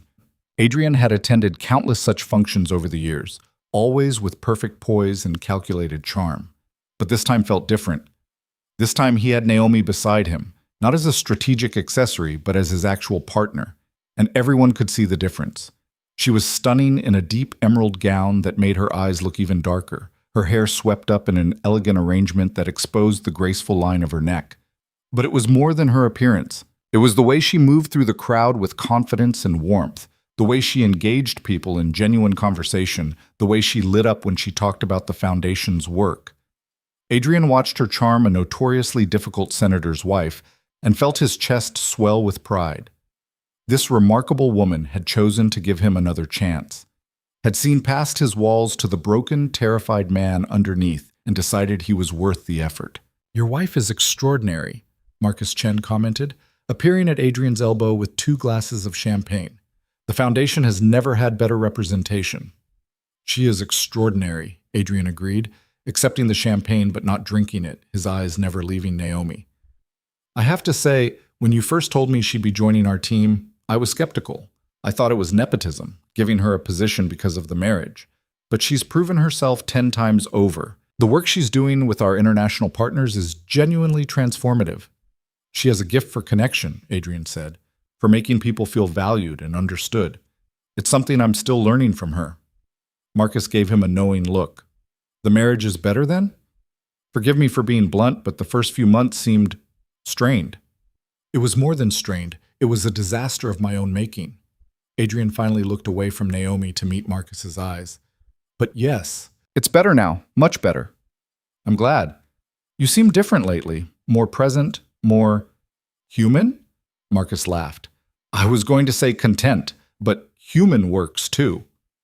Adrian returned his attention to Naomi, who was now talking animatedly with a group of younger professionals, her whole face alight with enthusiasm. As if sensing his gaze, she looked up and their eyes met across the crowded ballroom. She smiled, a private, intimate smile meant just for him, and Adrian felt his heart skip in a way that would have terrified him 6 months ago. Now it just felt right. He crossed the ballroom to her side, and she turned to include him in the conversation with easy grace. Her hand found his, their fingers intertwining naturally, and Adrian realized with startling clarity that this was what happiness felt like. Not the satisfaction of a successful business deal or the triumph of outmaneuvering a rival, but this, standing beside someone who knew all his broken places and chose to stay anyway, someone who pushed him to be better while accepting who he was. Later that night, as they drove home from the gala, Naomi kicked off her heels with a sigh of relief and curled her feet underneath her. "That was exhausting," she said, but she was smiling. "Good, but exhausting." "You were incredible," Adrian said. "Everyone was impressed. Everyone was impressed by the foundation's work. I'm just the messenger." "You're more than that, and you know it." Adrian reached over and took her hand. "Naomi, there's something I need to tell you." She tensed slightly. "That sounds ominous." "It's not. At least, I hope it's not." He took a breath, gathering courage. "I love you. Not, I think I'm falling for you, or I might be developing feelings. I love you. Completely. Irrationally. In a way that still terrifies me, but that I wouldn't trade for anything."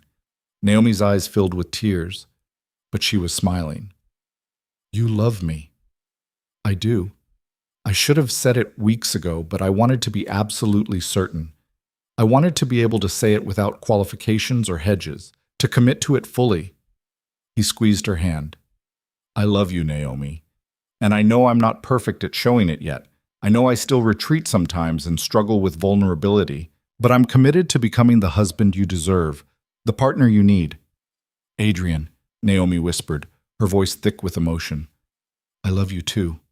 I think I've loved you for longer than I was willing to admit. Even when I was angry with you, even when you were driving me crazy with your emotional distance, there was always something there. Hope, maybe. Or the stubborn belief that the man I saw when you let your guard down was real. He is real. You made him real. You refused to let me hide. Naomi leaned across the seat and kissed him, soft and sweet and full of promise. We're going to be okay, aren't we? Better than okay, Adrian said against her lips. We're going to be extraordinary. The weeks that followed felt like living in a different world entirely. Adrian threw himself into their relationship with the same fierce dedication he'd once reserved exclusively for business, and Naomi found herself falling deeper in love with the man beneath the carefully constructed armor. They were learning each other in ways that felt both exhilarating and terrifying. The intimacy of shared mornings and whispered conversations in the dark. The vulnerability of letting someone see not just your strengths, but your deepest fears. But happiness, Adrian was learning, came with its own kind of terror. The more he loved Naomi, the more the old fears whispered in the back of his mind. What if something happened to her? What if this fragile thing they'd built together shattered? What if he lost her the way his father had lost his mother? He tried to ignore those voices, tried to focus on the present instead of hypothetical catastrophes, but they were always there, lurking just beneath the surface of his newfound contentment. It was a Tuesday morning in late spring when everything changed. Adrian was in his downtown office reviewing quarterly reports when his phone rang. The number was unfamiliar, but something made him answer. Mr. Moretti? The voice was male, calm, professional. This is Detective James Martinez with the state police. I'm calling about your wife. Adrian's blood turned to ice. His hand tightened on the phone so hard he heard the case creak. What about my wife? There's been an incident. Mrs. Moretti was involved in a car accident approximately 30 minutes ago on Route 87. She's being transported to Metro General Hospital as we speak. The world tilted sideways. Adrian heard himself asking questions. What happened? How bad was it? Was she conscious? But his voice sounded like it was coming from very far away. The detective's answers were measured and vague, designed to inform without alarming, but every word felt like a nail being driven into Adrian's chest. He was moving before the call ended, grabbing his jacket, barking orders to his assistant to cancel everything, his security team scrambling to keep up as he strode toward the elevators.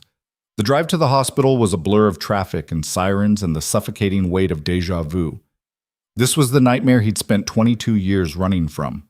This was exactly what he'd been terrified would happen if he allowed himself to love someone. The hospital emergency room was chaos. Nurses rushing past, monitors beeping, the antiseptic smell that brought back visceral memories of another hospital, another emergency, another woman he'd loved being taken from him. Naomi Moretti, Adrian said to the intake nurse, his voice sharp with barely controlled panic. She was brought in from a car accident. Where is she? The nurse checked her computer, and every second she didn't immediately respond felt like an eternity. She's in examination room 4. Are you family? I'm her husband. The doctor should be out shortly to speak with you. If you'll just wait. I need to see her now. Adrian's tone left no room for argument. Something in his face must have convinced the nurse not to push back, because she gestured toward a hallway. Through those doors, third room on the left. But Mr. Moretti, you should really wait for the doctor. Adrian was already moving. He pushed through the double doors and found examination room 4, his heart hammering so hard he could hear it in his ears. Through the small window in the door, he could see Naomi sitting on the examination table, a bandage on her forehead, talking to a doctor. She was alive, conscious, talking. The relief that flooded through him was so intense it nearly drove him to his knees. He pushed open the door, and Naomi's head turned toward him. Her eyes widened in surprise. Adrian, what are you doing here? What am I? He couldn't finish the sentence, couldn't process the question. He crossed the room in 3 strides, and pulled her into his arms, holding her so tightly she made a small sound of protest. I got a call. They said you were in an accident. I thought, hey, I'm okay. Naomi's arms came around him, her voice soothing. I'm fine. It looks worse than it is. Adrian pulled back just enough to examine her, the bandage on her temple, a bruise forming on her cheekbone, her clothes disheveled but intact. His hands moved over her shoulders, her arms, checking for injuries with the desperate thoroughness of someone who needed physical proof that she was whole. Mr. Moretti, the doctor said, his tone professionally patient, your wife has a mild concussion and some bruising, but no serious injuries. We're running a few more tests to be absolutely certain, but she's going to be fine. What happened? Adrian's hands were shaking now that the adrenaline was fading, replaced by the crushing weight of what could have been. A truck ran a red light, Naomi explained gently. I swerved to avoid it and hit a barrier. The car took most of the impact. The airbags deployed. I'm just banged up, that's all. Just banged up, Adrian repeated, his voice hollow. He couldn't stop touching her, needing the constant reassurance that she was real and present and alive. The doctor excused himself to check on test results, leaving them alone in the examination room. Naomi cupped Adrian's face in her hands, her expression concerned. Adrian, breathe. I'm okay. I promise. But Adrian couldn't breathe, couldn't think. The terror that had gripped him since the phone call hadn't released its hold, and now it was mixing with memories he'd spent years trying to suppress. His mother's hand slipping from his, the hospital room, his father's anguished sobs, the absolute helplessness of watching someone you love slip away. I can't do this, he whispered. Naomi's face paled. Can't do what? This. Us. The words were being ripped from him against his will, driven by panic and fear and the overwhelming need to protect himself before the universe could hurt him again. I told you I was terrified of losing you. I told you that's why I built the walls, and today proved I was right to be scared. Adrian, you're not making sense. I'm fine. Nothing happened. But something could have. His voice rose, sharp with desperation. You could have died, Naomi. That truck could have hit you head on instead of you swerving away. I could have gotten to this hospital and found out I was too late. Just like before. Just like my mother. Understanding dawned in Naomi's eyes, followed immediately by hurt. So what? You're going to push me away because I got into an accident? Because something bad might happen someday? I can't live like this. Adrian pulled away from her touch, needing distance, needing the familiar safety of his walls. I can't spend every day terrified that you'll be taken from me.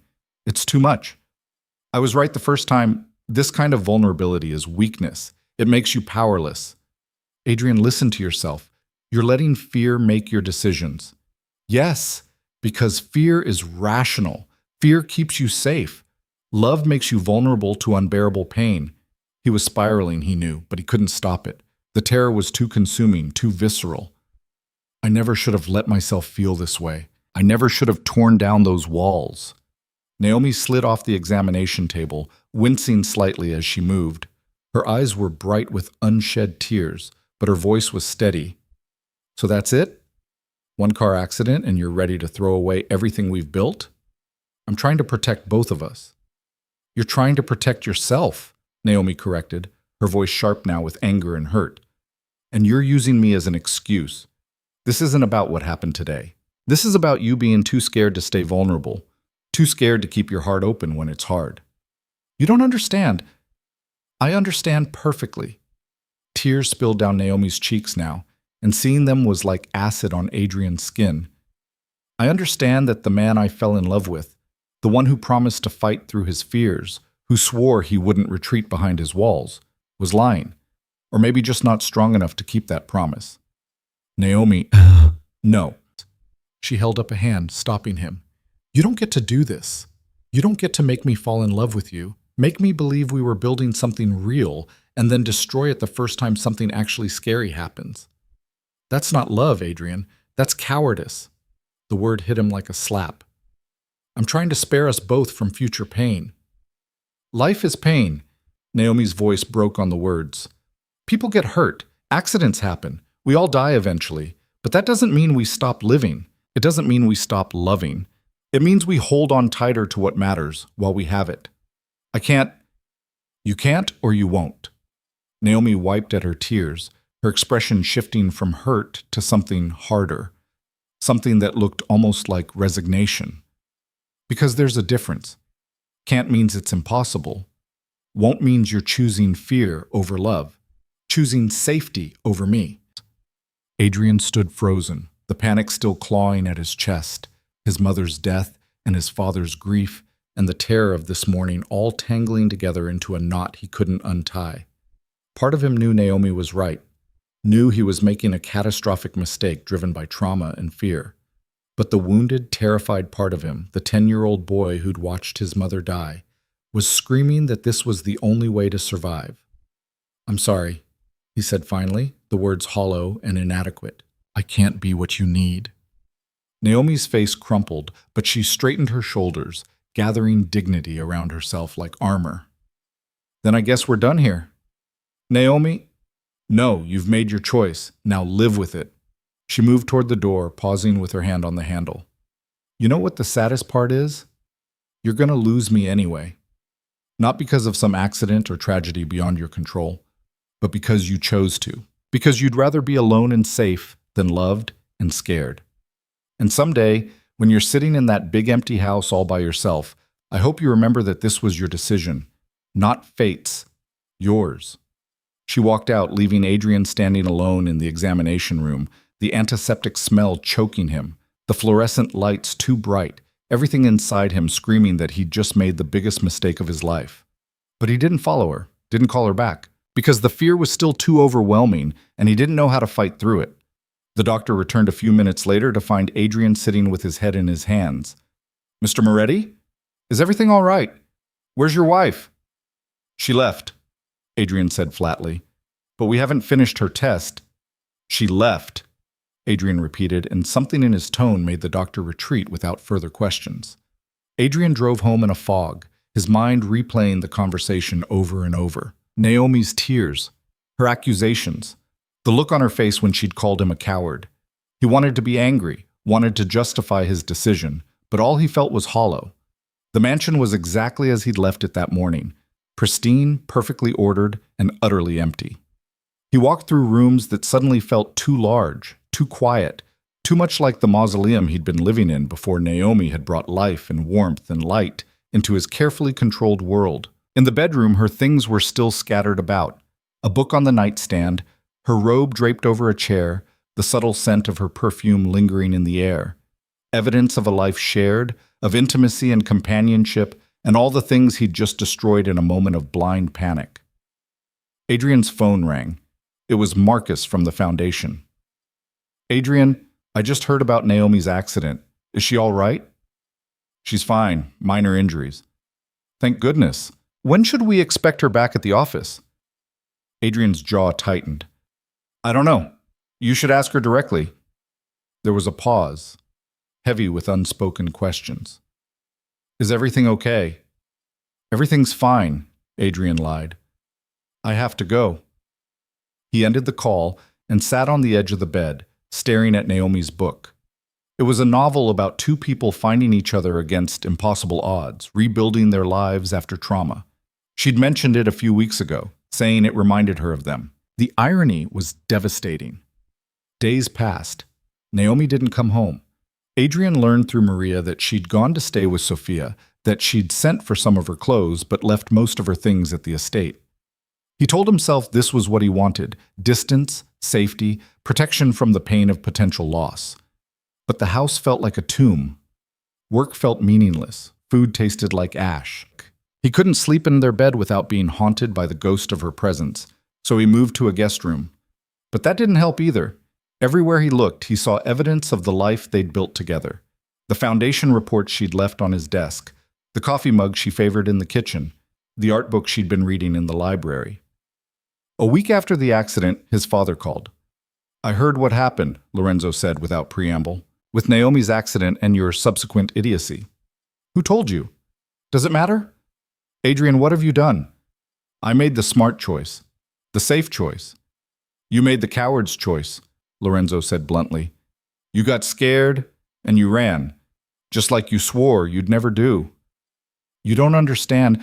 I understand perfectly. You think I don't remember what it was like after your mother died? You think I don't remember the fear every time your mother was late coming home, every time she drove anywhere, every time she so much as sneezed? That fear never goes away, Adrian. You just learn to live with it because the alternative, living without love, is worse. I can't. Yes, you can. You're just choosing not to. And in the process, you're doing exactly what you spent your whole life trying to avoid. You're destroying yourself with fear just as thoroughly as my father destroyed himself with grief. The method is different, but the result is the same. You're dying inside, piece by piece, because you're too scared to live. Adrian felt something crack in his chest. I don't know how to fix this.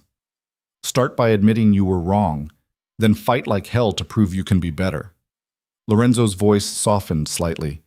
Your mother used to say that bravery isn't the absence of fear. It's loving someone anyway. It's choosing to be vulnerable even when every instinct screams at you to run. That's what separates the strong from the weak, son.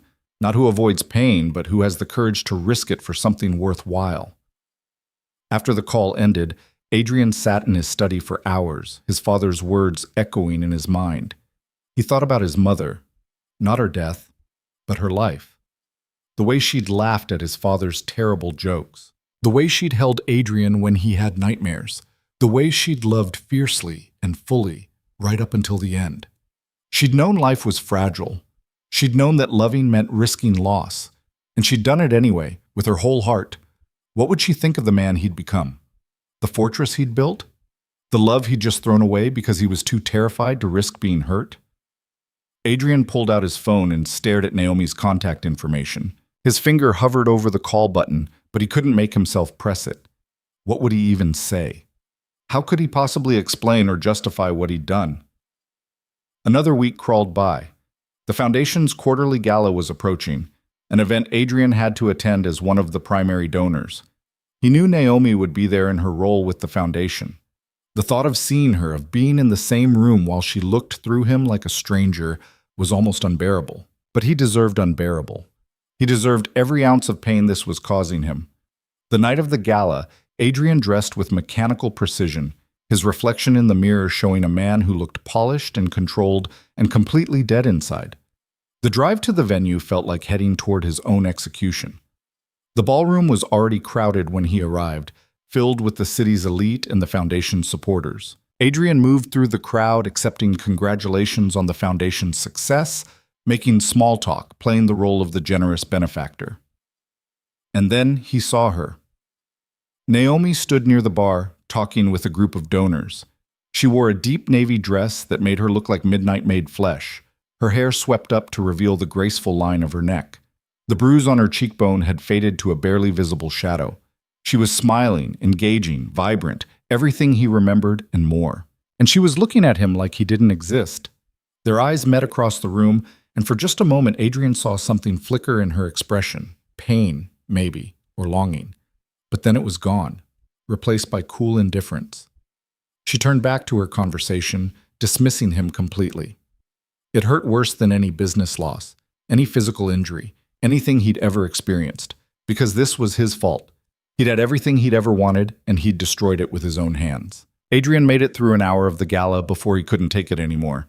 He found Marcus near the silent auction tables. I need to make a speech, Adrian said abruptly. Marcus looked surprised.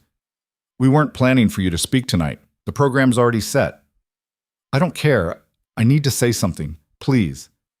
Something in Adrian's face must have convinced Marcus, because he nodded slowly. All right, I'll introduce you after the next round of toasts. 20 minutes later, Adrian found himself standing at the podium, looking out over hundreds of faces. And one face in particular, Naomi's, watching him from the back of the room with wary, guarded eyes. Adrian's prepared remarks about the Foundation's achievements suddenly felt meaningless. He set aside his notes and gripped the podium, his knuckles white.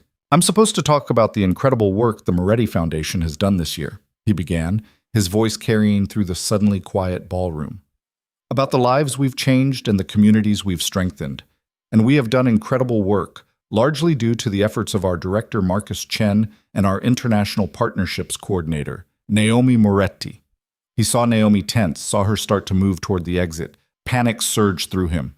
But I'm not going to talk about that, Adrian continued, his voice rising slightly. I'm going to talk about fear, about control, about the ways we destroy the things we love because we're too scared to hold on to them. Naomi had stopped moving. The entire ballroom was silent now, everyone watching him with fascinated attention. 18 months ago, I married an extraordinary woman in an arranged marriage neither of us wanted, Adrian said, the words pouring out of him now. And for the first 6 months, I treated her like a strategic asset instead of a person. I kept her at arm's length because I thought that was strength. I thought control and distance would protect me from the pain I watched my father suffer when my mother died. He could see people glancing at each other, murmuring, but he didn't care. His eyes were locked on Naomi's face. Then something changed. She broke through every wall I'd built. She made me remember what it felt like to be human, to care about something more than power and control. And for a few months, I was happier than I'd been in 20 years. I had a partner, a companion, someone who saw all my broken places and chose to stay anyway. Tears were streaming down Naomi's face now, but she didn't look away. And then she was in an accident, Adrian continued, his own voice breaking. And every fear I'd been carrying since I was 10 years old came flooding back. The terror of loss, the helplessness of loving someone who could be taken from you at any moment. And I did what cowards do. I ran.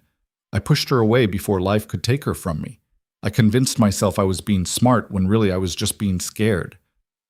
The ballroom was so quiet, Adrian could hear his own heartbeat. I stood up here tonight to talk about the Foundation's work. But the truth is, the best thing I've ever done, the only truly meaningful thing I've accomplished, is loving my wife. And the worst thing I've ever done is letting fear convince me to stop. Adrian stepped away from the podium, walking down from the stage. The crowd parted for him as he moved through the ballroom, his eyes never leaving Naomi's face. When he reached her, he stopped, close enough to touch, but not daring to. "I'm sorry," he said, his voice raw with emotion. "I'm sorry for being a coward. I'm sorry for choosing safety over love. I'm sorry for every moment of pain I've caused you. You were right. I was going to lose you anyway, not because of fate or tragedy, but because I chose to, and that's something I'll regret for the rest of my life." Naomi's hands were shaking, her face wet with tears. "Adrian, love you," he said simply. "I love you more than I fear losing you. And if you give me another chance, if you can find it in yourself to forgive me, I promise I will spend every day proving that I'm brave enough to deserve you, that I can love you without running, that I choose you over my fear every single time." For a long moment, Naomi just stared at him, and Adrian felt his heart stop. Then finally, she spoke. "You're an idiot. I know. You hurt me. Badly. I know. I'm so sorry. And I have no guarantee you won't get scared and run again the next time something bad happens." "I can't promise I'll never be scared," Adrian admitted. "Fear might always be there, but I promise I'll fight it. I promise I'll choose you over it. I promise I'll let you help me through it instead of shutting you out." Naomi closed her eyes, and Adrian saw her gathering herself, making the hardest decision of her life. When she opened them again, they were clear and determined. "If we do this," she said slowly, "we do it all the way. No more walls, no more retreating when things get hard. We face everything together, or we don't do it at all." "Together," Adrian agreed. "I promise. And you have to go to therapy, real therapy, with a professional who can help you work through the trauma instead of just building higher walls around it. I'll call someone tomorrow. And you have to tell me when you're scared, especially when the fear's about losing me. We talk through it instead of you making unilateral decisions to protect both of us from imaginary future pain. Yes, all of it, whatever you need." Naomi reached up and cupped his face in her hands, her touch achingly familiar and desperately missed. "I love you, Adrian Moretti, even when you're being an idiot, even when you're terrified, even when you hurt me, but I can't do this alone. I need you to fight for us, for real this time." "I will," Adrian promised, covering her hands with his. "Every day, for the rest of my life." She kissed him then, in front of hundreds of witnesses, and Adrian kissed her back with everything he had, all the love and fear and desperate gratitude that he was being given a second chance he absolutely didn't deserve. When they finally broke apart, The entire ballroom erupted in applause. Adrian had forgotten they had an audience, forgotten everything except the woman in his arms and the overwhelming relief that she hadn't given up on him completely. "Take me home," Naomi whispered against his lips. "Which home? Sophia's or—" "Our home, Adrian. The one we're going to build together, for real this time." And for the first time in 2 weeks, Adrian felt like he could breathe. They left the gala together, hand in hand, walking through a gauntlet of knowing smiles and whispered congratulations. Adrian didn't care about the attention or the gossip his public declaration would generate. For the first time in his life, he cared more about the woman beside him than about maintaining his carefully cultivated image of control.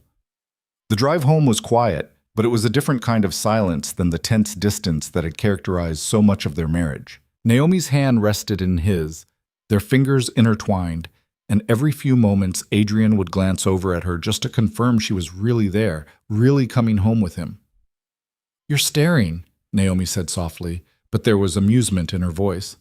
"I'm memorizing," Adrian corrected.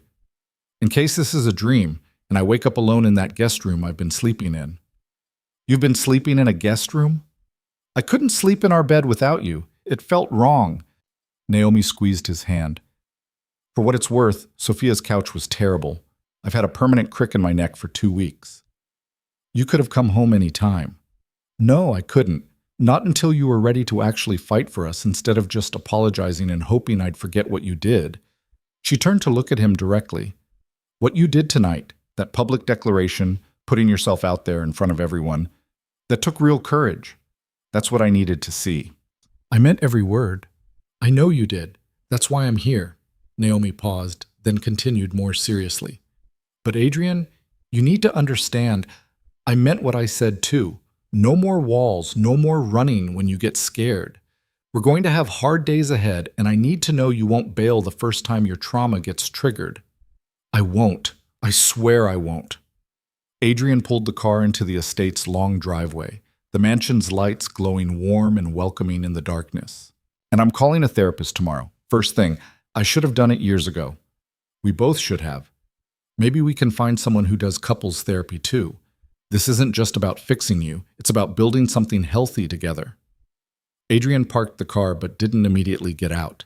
Instead, he turned to face Naomi fully, needing her to see the sincerity in his eyes. "I need you to know something. These past 2 weeks have been the worst of my life. Worse than losing my mother. Worse than watching my father fall apart. Worse than anything I've experienced. Because those things happened to me. This, losing you, was something I did to myself. And living with that knowledge, with the guilt and the regret and the absolute certainty that I'd destroyed the best thing in my life through my own cowardice, was unbearable." Tears glistened in Naomi's eyes. "It wasn't exactly a picnic for me either." "I know. And I'm sorry. I will spend the rest of my life being sorry for hurting you." "I don't want you to spend your life apologizing," Naomi said firmly. "I want you to spend it being better, being brave, being the man I know you can be when you're not letting fear make your decisions." "I can do that." Adrian cupped her face gently, his thumb brushing away a tear that had escaped. "I want to do that. For you, for us. For the life we can build if I stop sabotaging it." Naomi leaned forward and kissed him, soft and sweet and full of forgiveness that Adrian knew he didn't deserve, but was desperately grateful for anyway. When they finally broke apart, she smiled, a real smile that reached her eyes and made his heart skip. "Take me inside, Adrian. Take me home." They walked into the mansion together, and Maria appeared in the hallway, her face lighting up when she saw Naomi. "Mrs. Moretti? Oh, it's so good to see you home." The older woman's eyes were bright with emotion. "The house has been too quiet without you." "It's good to be back, Maria," Naomi said warmly. "I've missed your cooking." "I'll make your favorite breakfast tomorrow morning. Mr. Moretti hasn't eaten properly since you left." Adrian felt heat creep up his neck at the knowing look Maria gave him, but he couldn't deny it. Food had lost all appeal when every meal was a reminder of Naomi's absence. Later, standing in their bedroom, not separate spaces but a shared sanctuary, Adrian felt nervousness flutter in his chest. It had been weeks since they'd been truly alone together, and the last time they'd spoken in this room, he'd shattered everything between them. Naomi seemed to sense his hesitation. She turned to face him. her expression gentle. We don't have to rush anything. I know we have a lot to work through. I don't want to rush, Adrian agreed, but I also don't want to waste any more time. I've spent too much of our marriage keeping you at a distance.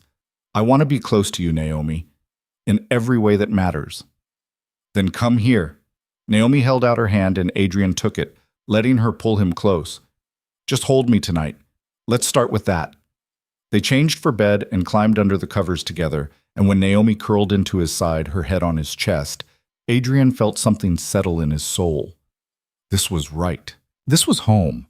Not the mansion or the wealth or the empire he'd built, but this, the warmth of her body against his, the sound of her breathing, the absolute rightness of her presence. I love you, he whispered into the darkness. I love you too, Naomi murmured, already half asleep. Even when you're impossible. Especially when I'm impossible? Especially then. Adrian smiled and pulled her closer, and for the first time in 2 weeks, he slept without nightmares. The next morning, true to his word, Adrian called a therapist. Dr. Sarah Chen came highly recommended as someone who specialized in trauma and grief, and she agreed to see him that very afternoon. You don't have to do this alone, Naomi said as Adrian prepared to leave for the appointment. I can come with you if you want support. I appreciate that, but I think I need to do this part on my own, at least at first. Adrian kissed her forehead. But we'll find someone for couples therapy too. I want us to have help building something healthy. Dr. Chen's office was in a quiet building downtown, decorated in soothing neutrals with comfortable chairs and soft lighting designed to put patients at ease. The doctor herself was a woman in her 50s with kind eyes and an air of competent compassion. Thank you for seeing me on such short notice, Adrian said as he sat down. Your assistant mentioned it was urgent. Why don't you tell me what brought you here today? And Adrian, who had spent his entire adult life maintaining perfect control and never showing weakness, found himself breaking down. He told her everything, his mother's death, his father's grief, the walls he'd built, his marriage to Naomi, the accident that had triggered his panic, the 2 weeks of misery that had followed. Doctor. Chen listened without judgment, occasionally asking clarifying questions, but mostly letting Adrian purge 22 years of suppressed trauma and fear. You've been carrying this alone for a very long time, she said when he finally fell silent. That's an enormous burden for anyone, especially a child who witnessed such a traumatic loss. I thought I was handling it. I thought if I could just maintain control, if I could keep my emotions locked down, I'd be safe. But you weren't safe. You were isolated. There's a difference. Dr. Chen leaned forward slightly. Adrian, what happened to your mother wasn't your fault. And your father's grief, while real and valid, doesn't have to dictate how you experience love. Those are his wounds, not yours. But I saw what love did to him, how it destroyed him. Love didn't destroy him. Loss did. And loss is always a possibility when we love someone. That's the risk we all take. But the alternative is living a half-life, never truly connecting with anyone, never experiencing the joy and intimacy that makes life worth living. Is that really safer? Or is it just a different kind of death? Adrian felt something crack open in his chest. I almost chose that. I almost threw away the best thing in my life because I was too scared to risk losing it. But you didn't. You fought back. You made a choice to be brave. That's what we're going to build on. Doctor. Chen picked up a notepad. This is going to be a process. Undoing decades of conditioning takes time and work. But I believe you can learn to tolerate the fear instead of letting it control you. You can learn to love without running. Over the next months, Adrian threw himself into therapy with the same intensity he'd once applied to building his empire. He attended weekly sessions with Dr. Chen, learning to identify his triggers, to sit with discomfort instead of immediately trying to control it, to communicate his fears instead of acting on them impulsively. He and Naomi also started couples therapy with Dr. Michael Torres, a specialist in helping couples build healthy communication patterns. Those sessions were sometimes harder than the individual therapy because they required both of them to be vulnerable, to acknowledge their own contributions to their struggles. I enabled your distance, Naomi admitted during one session, her voice thick with emotion. In the beginning, when you were pulling away, I let you. I told myself it was what you needed, that I should give you space. But really, I was protecting myself from rejection. If I didn't push for more, I couldn't be disappointed when you didn't give it. That's not your fault, Adrian protested. I set those boundaries. I made it clear emotion wasn't welcome.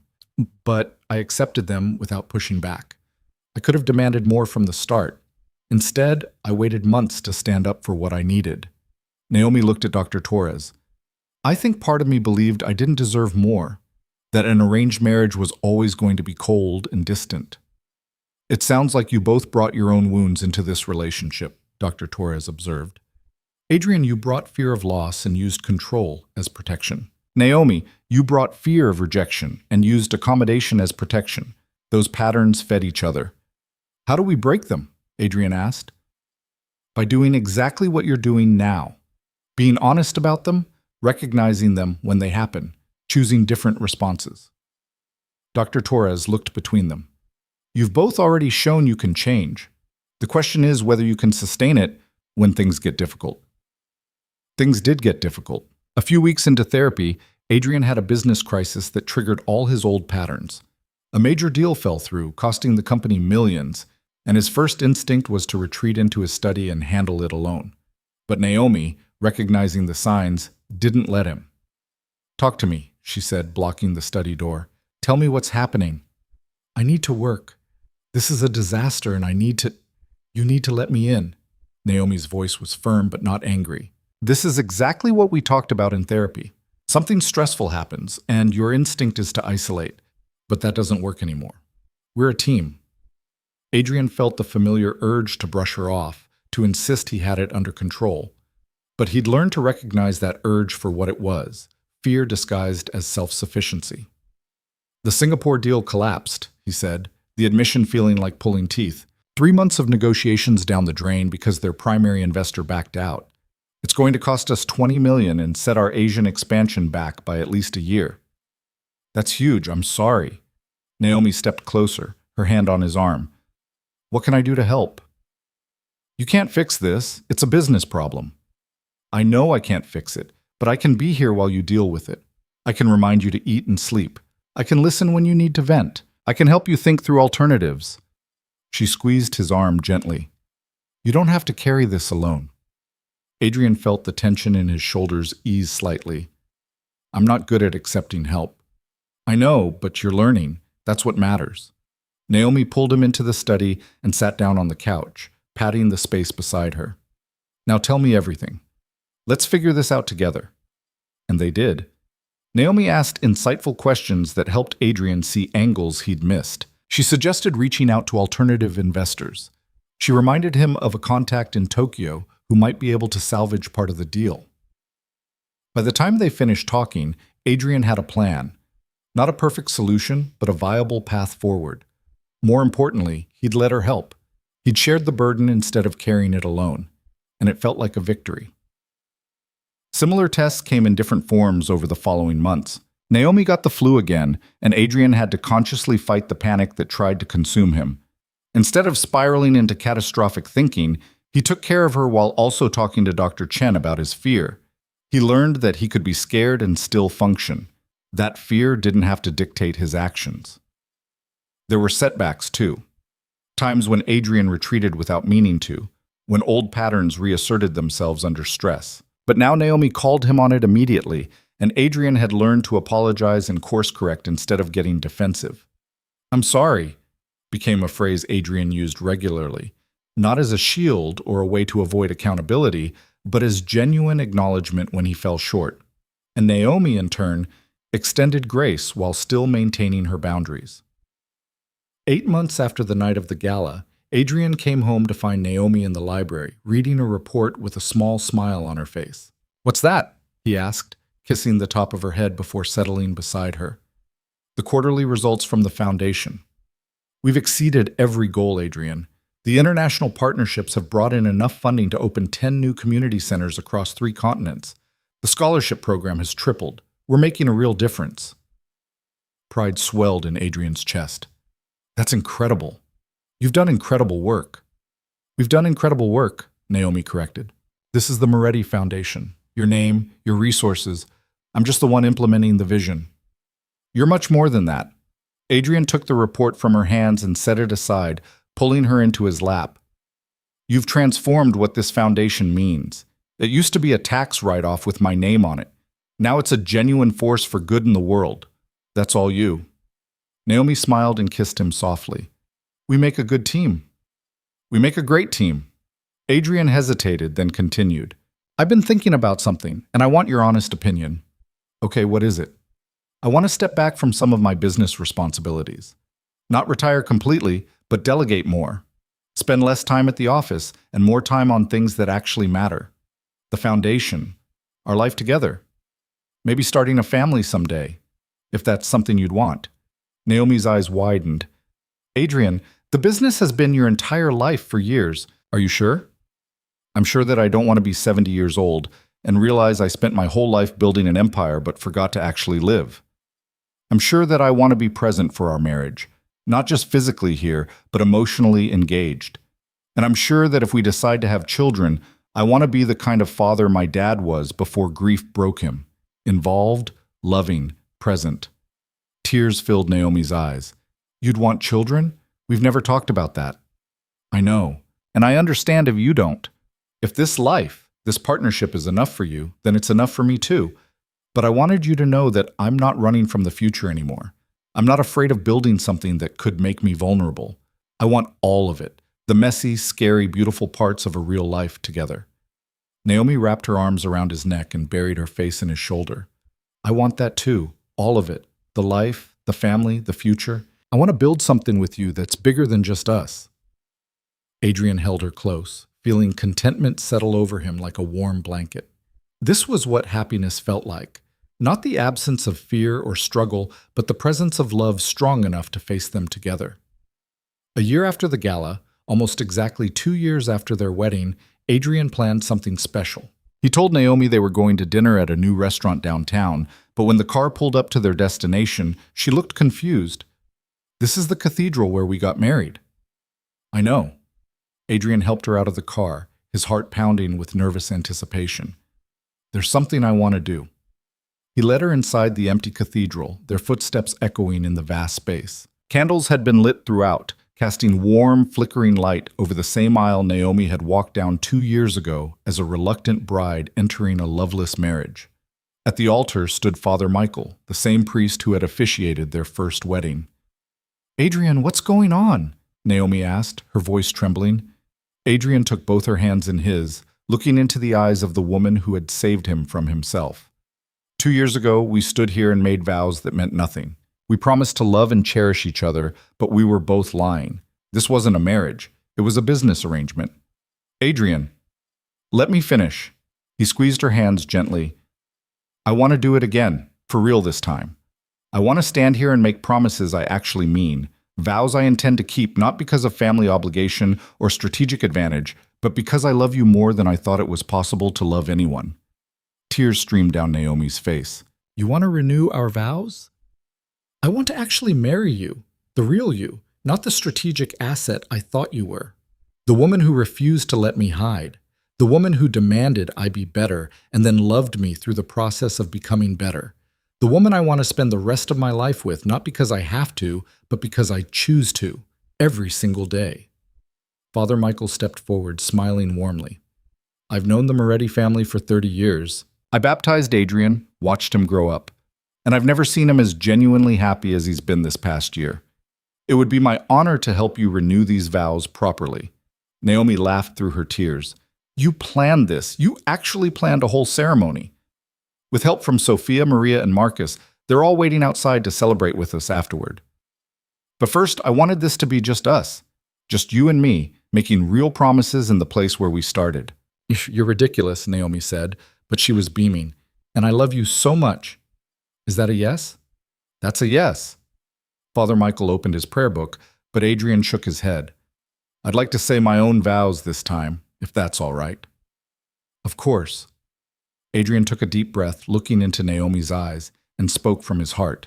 Naomi Isabella Valenti Moretti, 2 years ago I married you without knowing you, without wanting to know you, without understanding what a gift I was being given.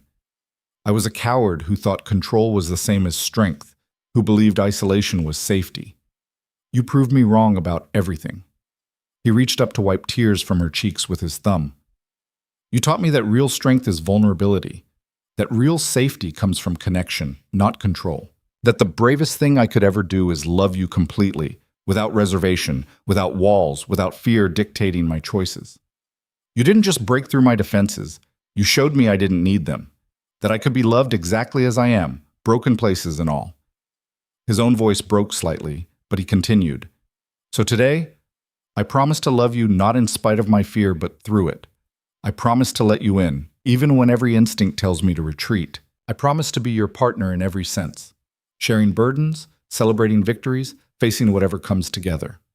I promise to never take you for granted, to never treat you as anything less than the extraordinary woman you are. And I promise that when I inevitably fall short of these vows, I will acknowledge it, apologize genuinely, and work to be better. Because you deserve nothing less than my very best, and I will spend my life trying to give that to you.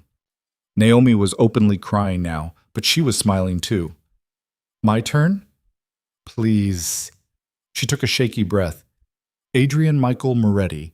2 years ago, I married a stranger and prepared myself for a lifetime of loneliness. I told myself I could survive a marriage without love, that I could build a life from whatever scraps of companionship you were willing to give me. I was wrong. I couldn't survive that, and I'm grateful I didn't have to. She squeezed his hands tighter. You were so determined to be invulnerable, so convinced that emotion was weakness. And I watched you tear down those walls brick by brick, watched you choose courage over comfort, watched you become the man I always believed you could be.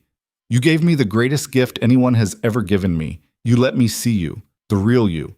Not the controlled, perfect facade, but the scared, brave, deeply loving person underneath. Her voice grew stronger, more certain. So today, I promise to love all of you.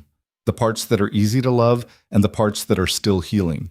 I promise to call you on your patterns when you retreat, but also to be patient while you learn new ones. I promise to be your safe place, the person you can be vulnerable with, the partner who will never use your fears against you. I promise to build our life together as equals, to celebrate your victories and share your burdens, to be both your support and your challenge. And I promise that when you're scared, because you will be, and that's okay, I'll be brave enough for both of us until you remember how to be brave yourself. Adrian pulled her close and kissed her, and Father Michael's gentle laughter filled the cathedral. I haven't pronounced you married yet. Too late, Adrian murmured against Naomi's lips. We're doing this our way. But he stepped back and let Father Michael complete the ceremony, exchanging rings they'd chosen together. New ones, not the ones from their first wedding. These were engraved with the date and a simple phrase, brave enough to love. When they finally walked back down the aisle together, it felt completely different from that first time. Then, they'd been strangers. Now, they were partners.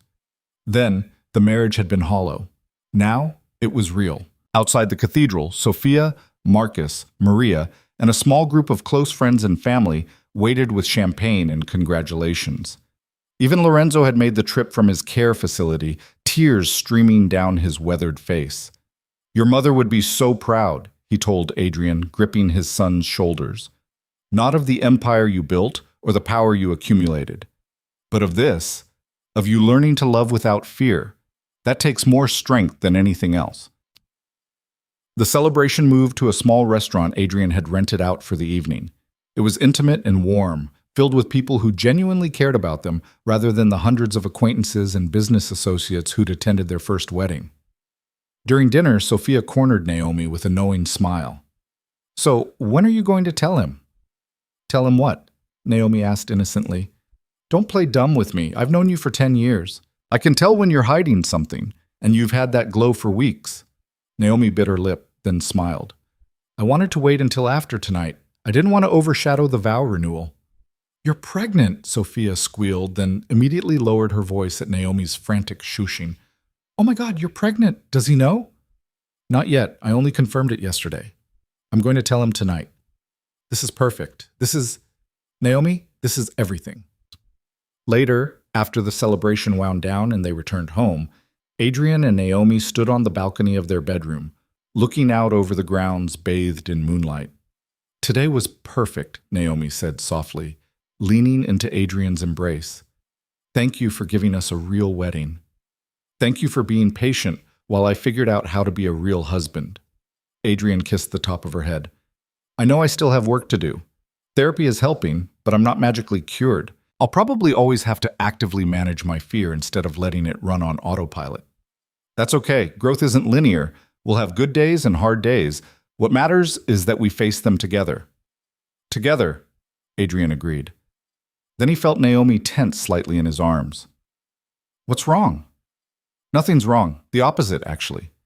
She turned to face him, her eyes bright with emotion and something else. Anticipation, maybe, or nervousness. I have something to tell you, and I'm not sure if the timing is terrible or perfect, but I can't keep it to myself any longer. Adrian's heart started to race. What is it? Naomi took his hand and placed it on her still flat stomach. We're going to have a baby. For a moment, Adrian couldn't breathe, couldn't think. His mind went completely blank except for those 5 words echoing over and over. We're going to have a baby. Then the fear hit, sharp and visceral and immediate. All his old demons rising up at once. What if something happened during the pregnancy? What if Naomi got hurt? What if he lost her the way his father had lost his mother? What if he wasn't strong enough to be a father? What if he passed on all his trauma and fear to an innocent child? But then he looked at Naomi's face, hopeful and scared and so full of love it took his breath away, and he made a choice. The same choice he'd been making every day for the past year.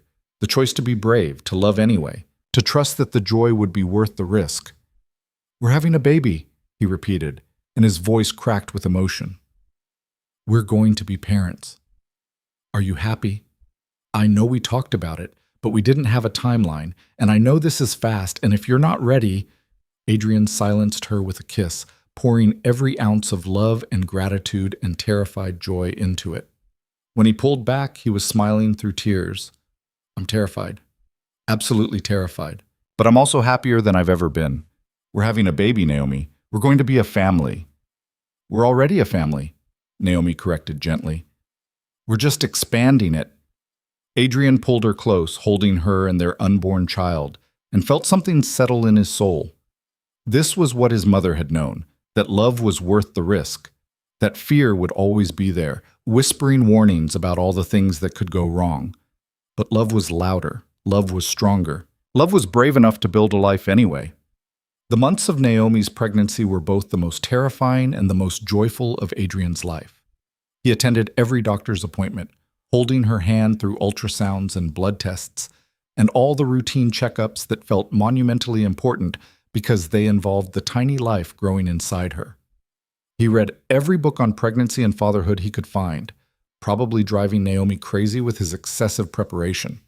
Adrian, I don't need 17 different birthing plans, she said one evening, looking at the spreadsheet he'd created. Women have been having babies for millennia. I think we'll figure it out. But what if something goes wrong? What if we're not prepared for every contingency? Naomi took the laptop from his hands and set it aside, then cupped his face gently. Something might go wrong. That's always a possibility. But we can't control everything, no matter how many contingency plans you make. What we can control is being present for each moment as it happens, trusting that we'll handle whatever comes, together. Adrian took a deep breath, feeling the familiar anxiety trying to take hold, but he'd learned to recognize it now, to name it without letting it drive his behavior. I'm scared.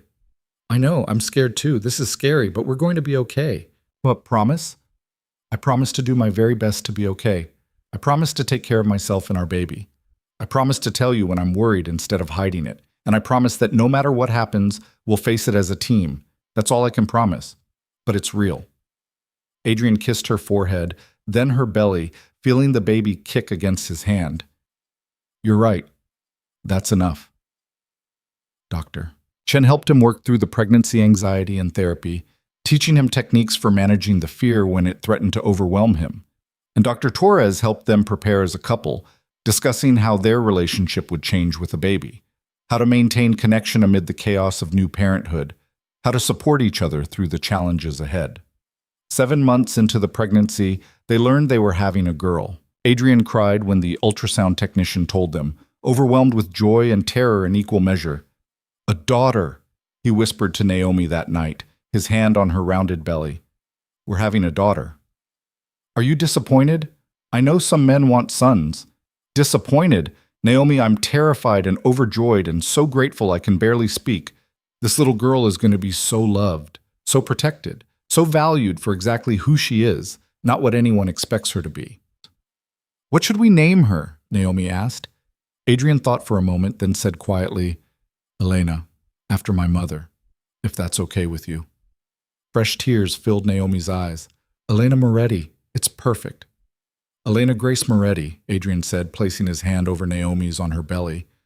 Grace because that's what you've shown me. Grace when I didn't deserve it. Grace that changed my life. Elena Grace, Naomi repeated softly. Our daughter. When Naomi went into labor on a warm October evening, Adrian experienced every fear he'd ever had about losing someone he loved, crystallizing into absolute terror. But he didn't run, didn't retreat. He stayed by her side through 16 hours of labor, holding her hand, encouraging her, being exactly the partner she needed him to be even when his own fear threatened to consume him. And when Elena Grace Moretti finally entered the world, screaming and perfect and absolutely beautiful, Adrian held his daughter in his arms and felt his entire world reorganize itself around this tiny, vulnerable human.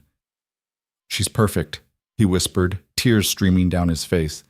Naomi, she's absolutely perfect. Naomi, exhausted but glowing, smiled at him. You're already a wonderful father. Look at how you're holding her. Adrian looked down at the bundle in his arms. His daughter, his child, the most precious thing he'd ever been trusted with. And he felt fear, yes. Fear that something would happen to her. Fear that he wouldn't be good enough. Fear that the world was too dangerous and he couldn't protect her from everything. But he also felt love.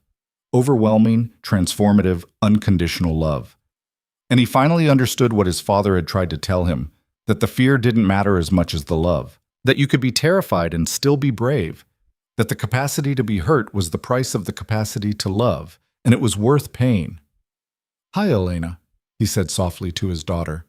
I'm your dad, and I want you to know something. I'm going to be scared a lot. Scared that something will happen to you or your mom. Scared that I'll mess this up. Scared that I'm not good enough for you. But I'm going to love you anyway. I'm going to show up for you anyway. I'm going to be brave for you, even when I'm terrified, because you deserve nothing less. Naomi reached out and took his hand, and the three of them, Adrian, Naomi, and Elena, sat together in that hospital room. A family forged not from obligation, but from choice, from courage, from love strong enough to face any fear. 3 years later, Adrian stood in the newly expanded wing of the Moretti Foundation's flagship community center, watching Naomi cut the ribbon to officially open the space. She was radiant in a simple blue dress, her hair pulled back, her face alight with pride as she spoke to the crowd about the center's mission. Elena sat on Adrian's shoulders, her small hands tangled in his hair, chattering happily about the balloons and the cake she'd been promised after the ceremony. Daddy, can I see Mommy now? Elena asked impatiently. In just a minute, sweetheart. Mommy's almost done with her speech. He listened as Naomi talked about their vision for the foundation, not just providing resources, but creating genuine opportunity. Empowering communities rather than dictating to them. Building partnerships rooted in respect and shared goals. This was who she'd always been, Adrian realized, this passionate, brilliant woman who saw people's potential and helped them realize it. He'd just been too blind and too scared to see it at first. After the ceremony, they celebrated with the community, families who'd benefited from the Foundation's programs, local leaders, volunteers who'd helped make the expansion possible. Adrian watched Naomi move through the crowd with Elena on her hip, engaging everyone with genuine warmth and interest, and felt his heart swell with pride. This was his family, his life, everything he'd been too afraid to let himself want. That evening, after they'd put Elena to bed, Adrian and Naomi sat together on the balcony of their bedroom, sharing a bottle of wine in comfortable silence. Do you ever think about how different things could have been? Naomi asked suddenly. If you'd never let your walls down? If I'd given up and left? All the time, Adrian admitted.